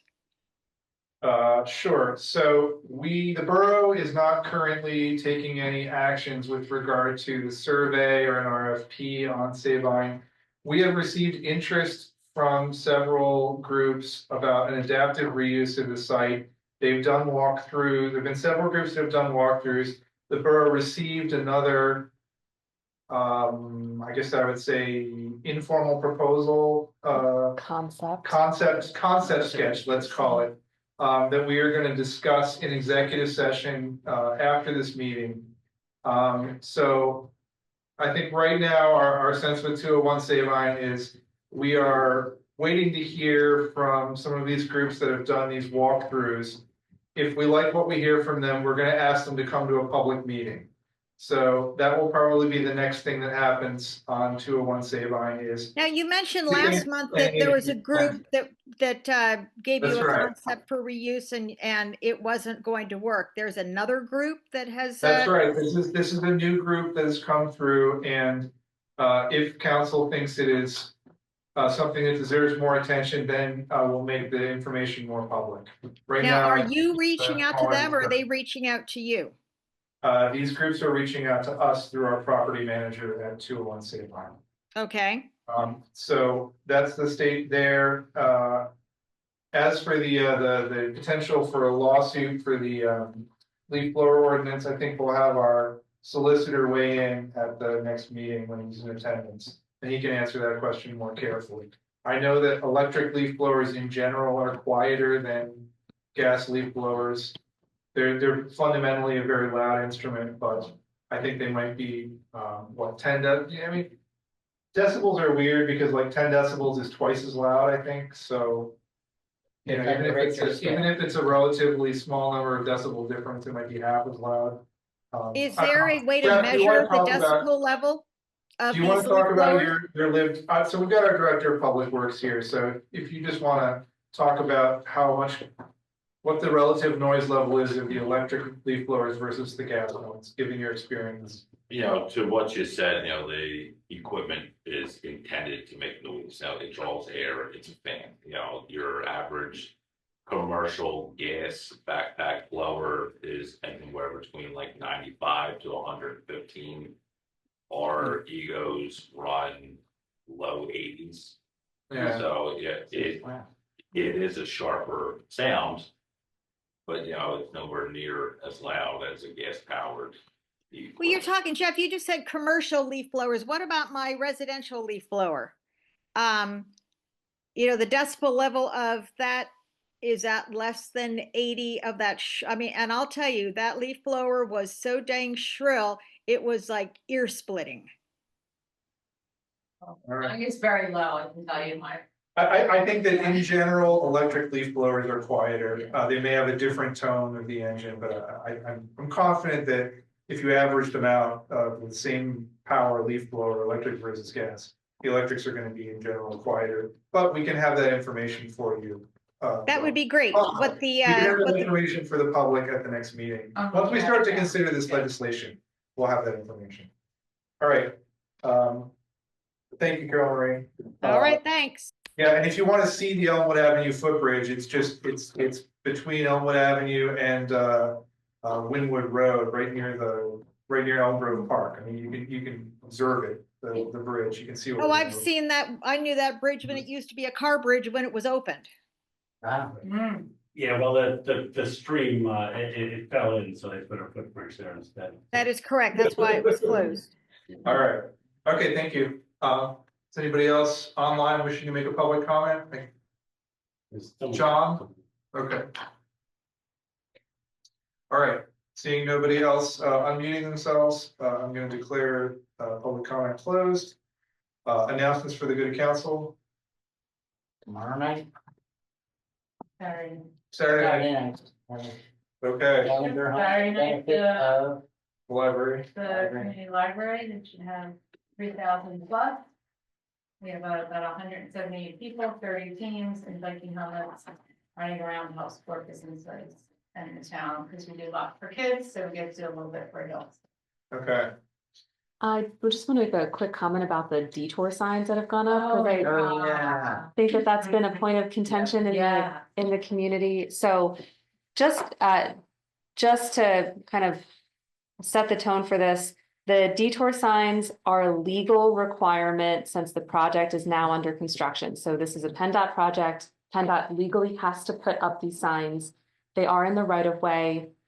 We have had a couple of direct complaints from residents. PennDOT has been responsive in trying to relocate where possible some of the signs to open up some sightlines.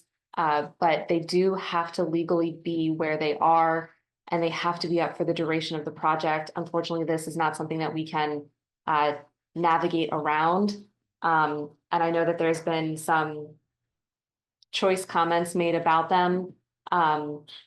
So it is a legal requirement that they're up. It is not to say that people aren't aware that the bridge has been closed for many years prior to. So they're there for the duration. But some of them aren't there in the sense that they've already fallen down. On the south side, there's at least 3 down. Yeah. Of the ones that they just put up. Yeah. So, well, we just have Halloween. well, I'm not, we also have wind, but I'm just Yeah. telling you that if you've seen the way they're installed, they're not gonna make it 4 years. Well, I mean, they're going to have to be maintained, and so They're not on site right now, so. okay. I was speaking to our project construction manager today about that.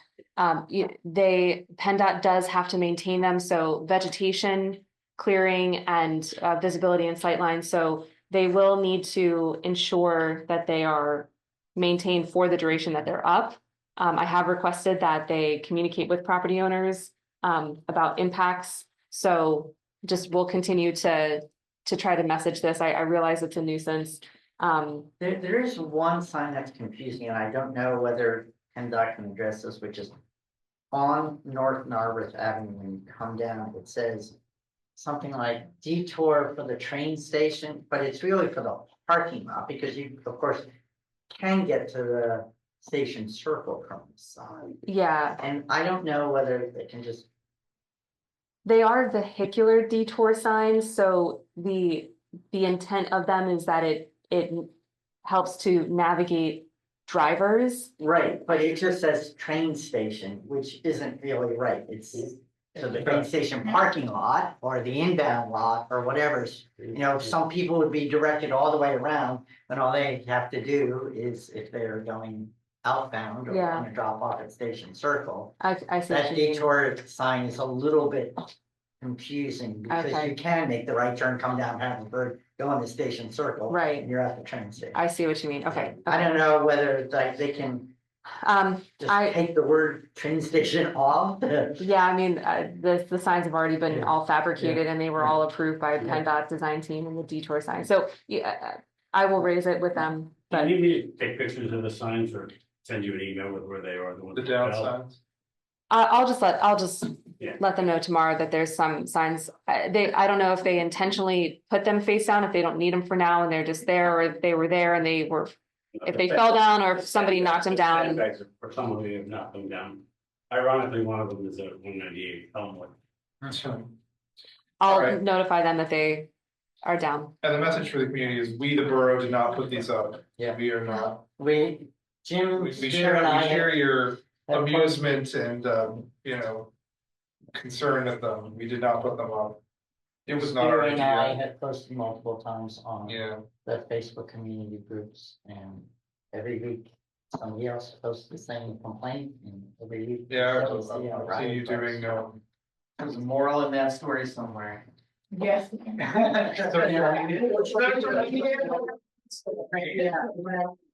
It's getting late.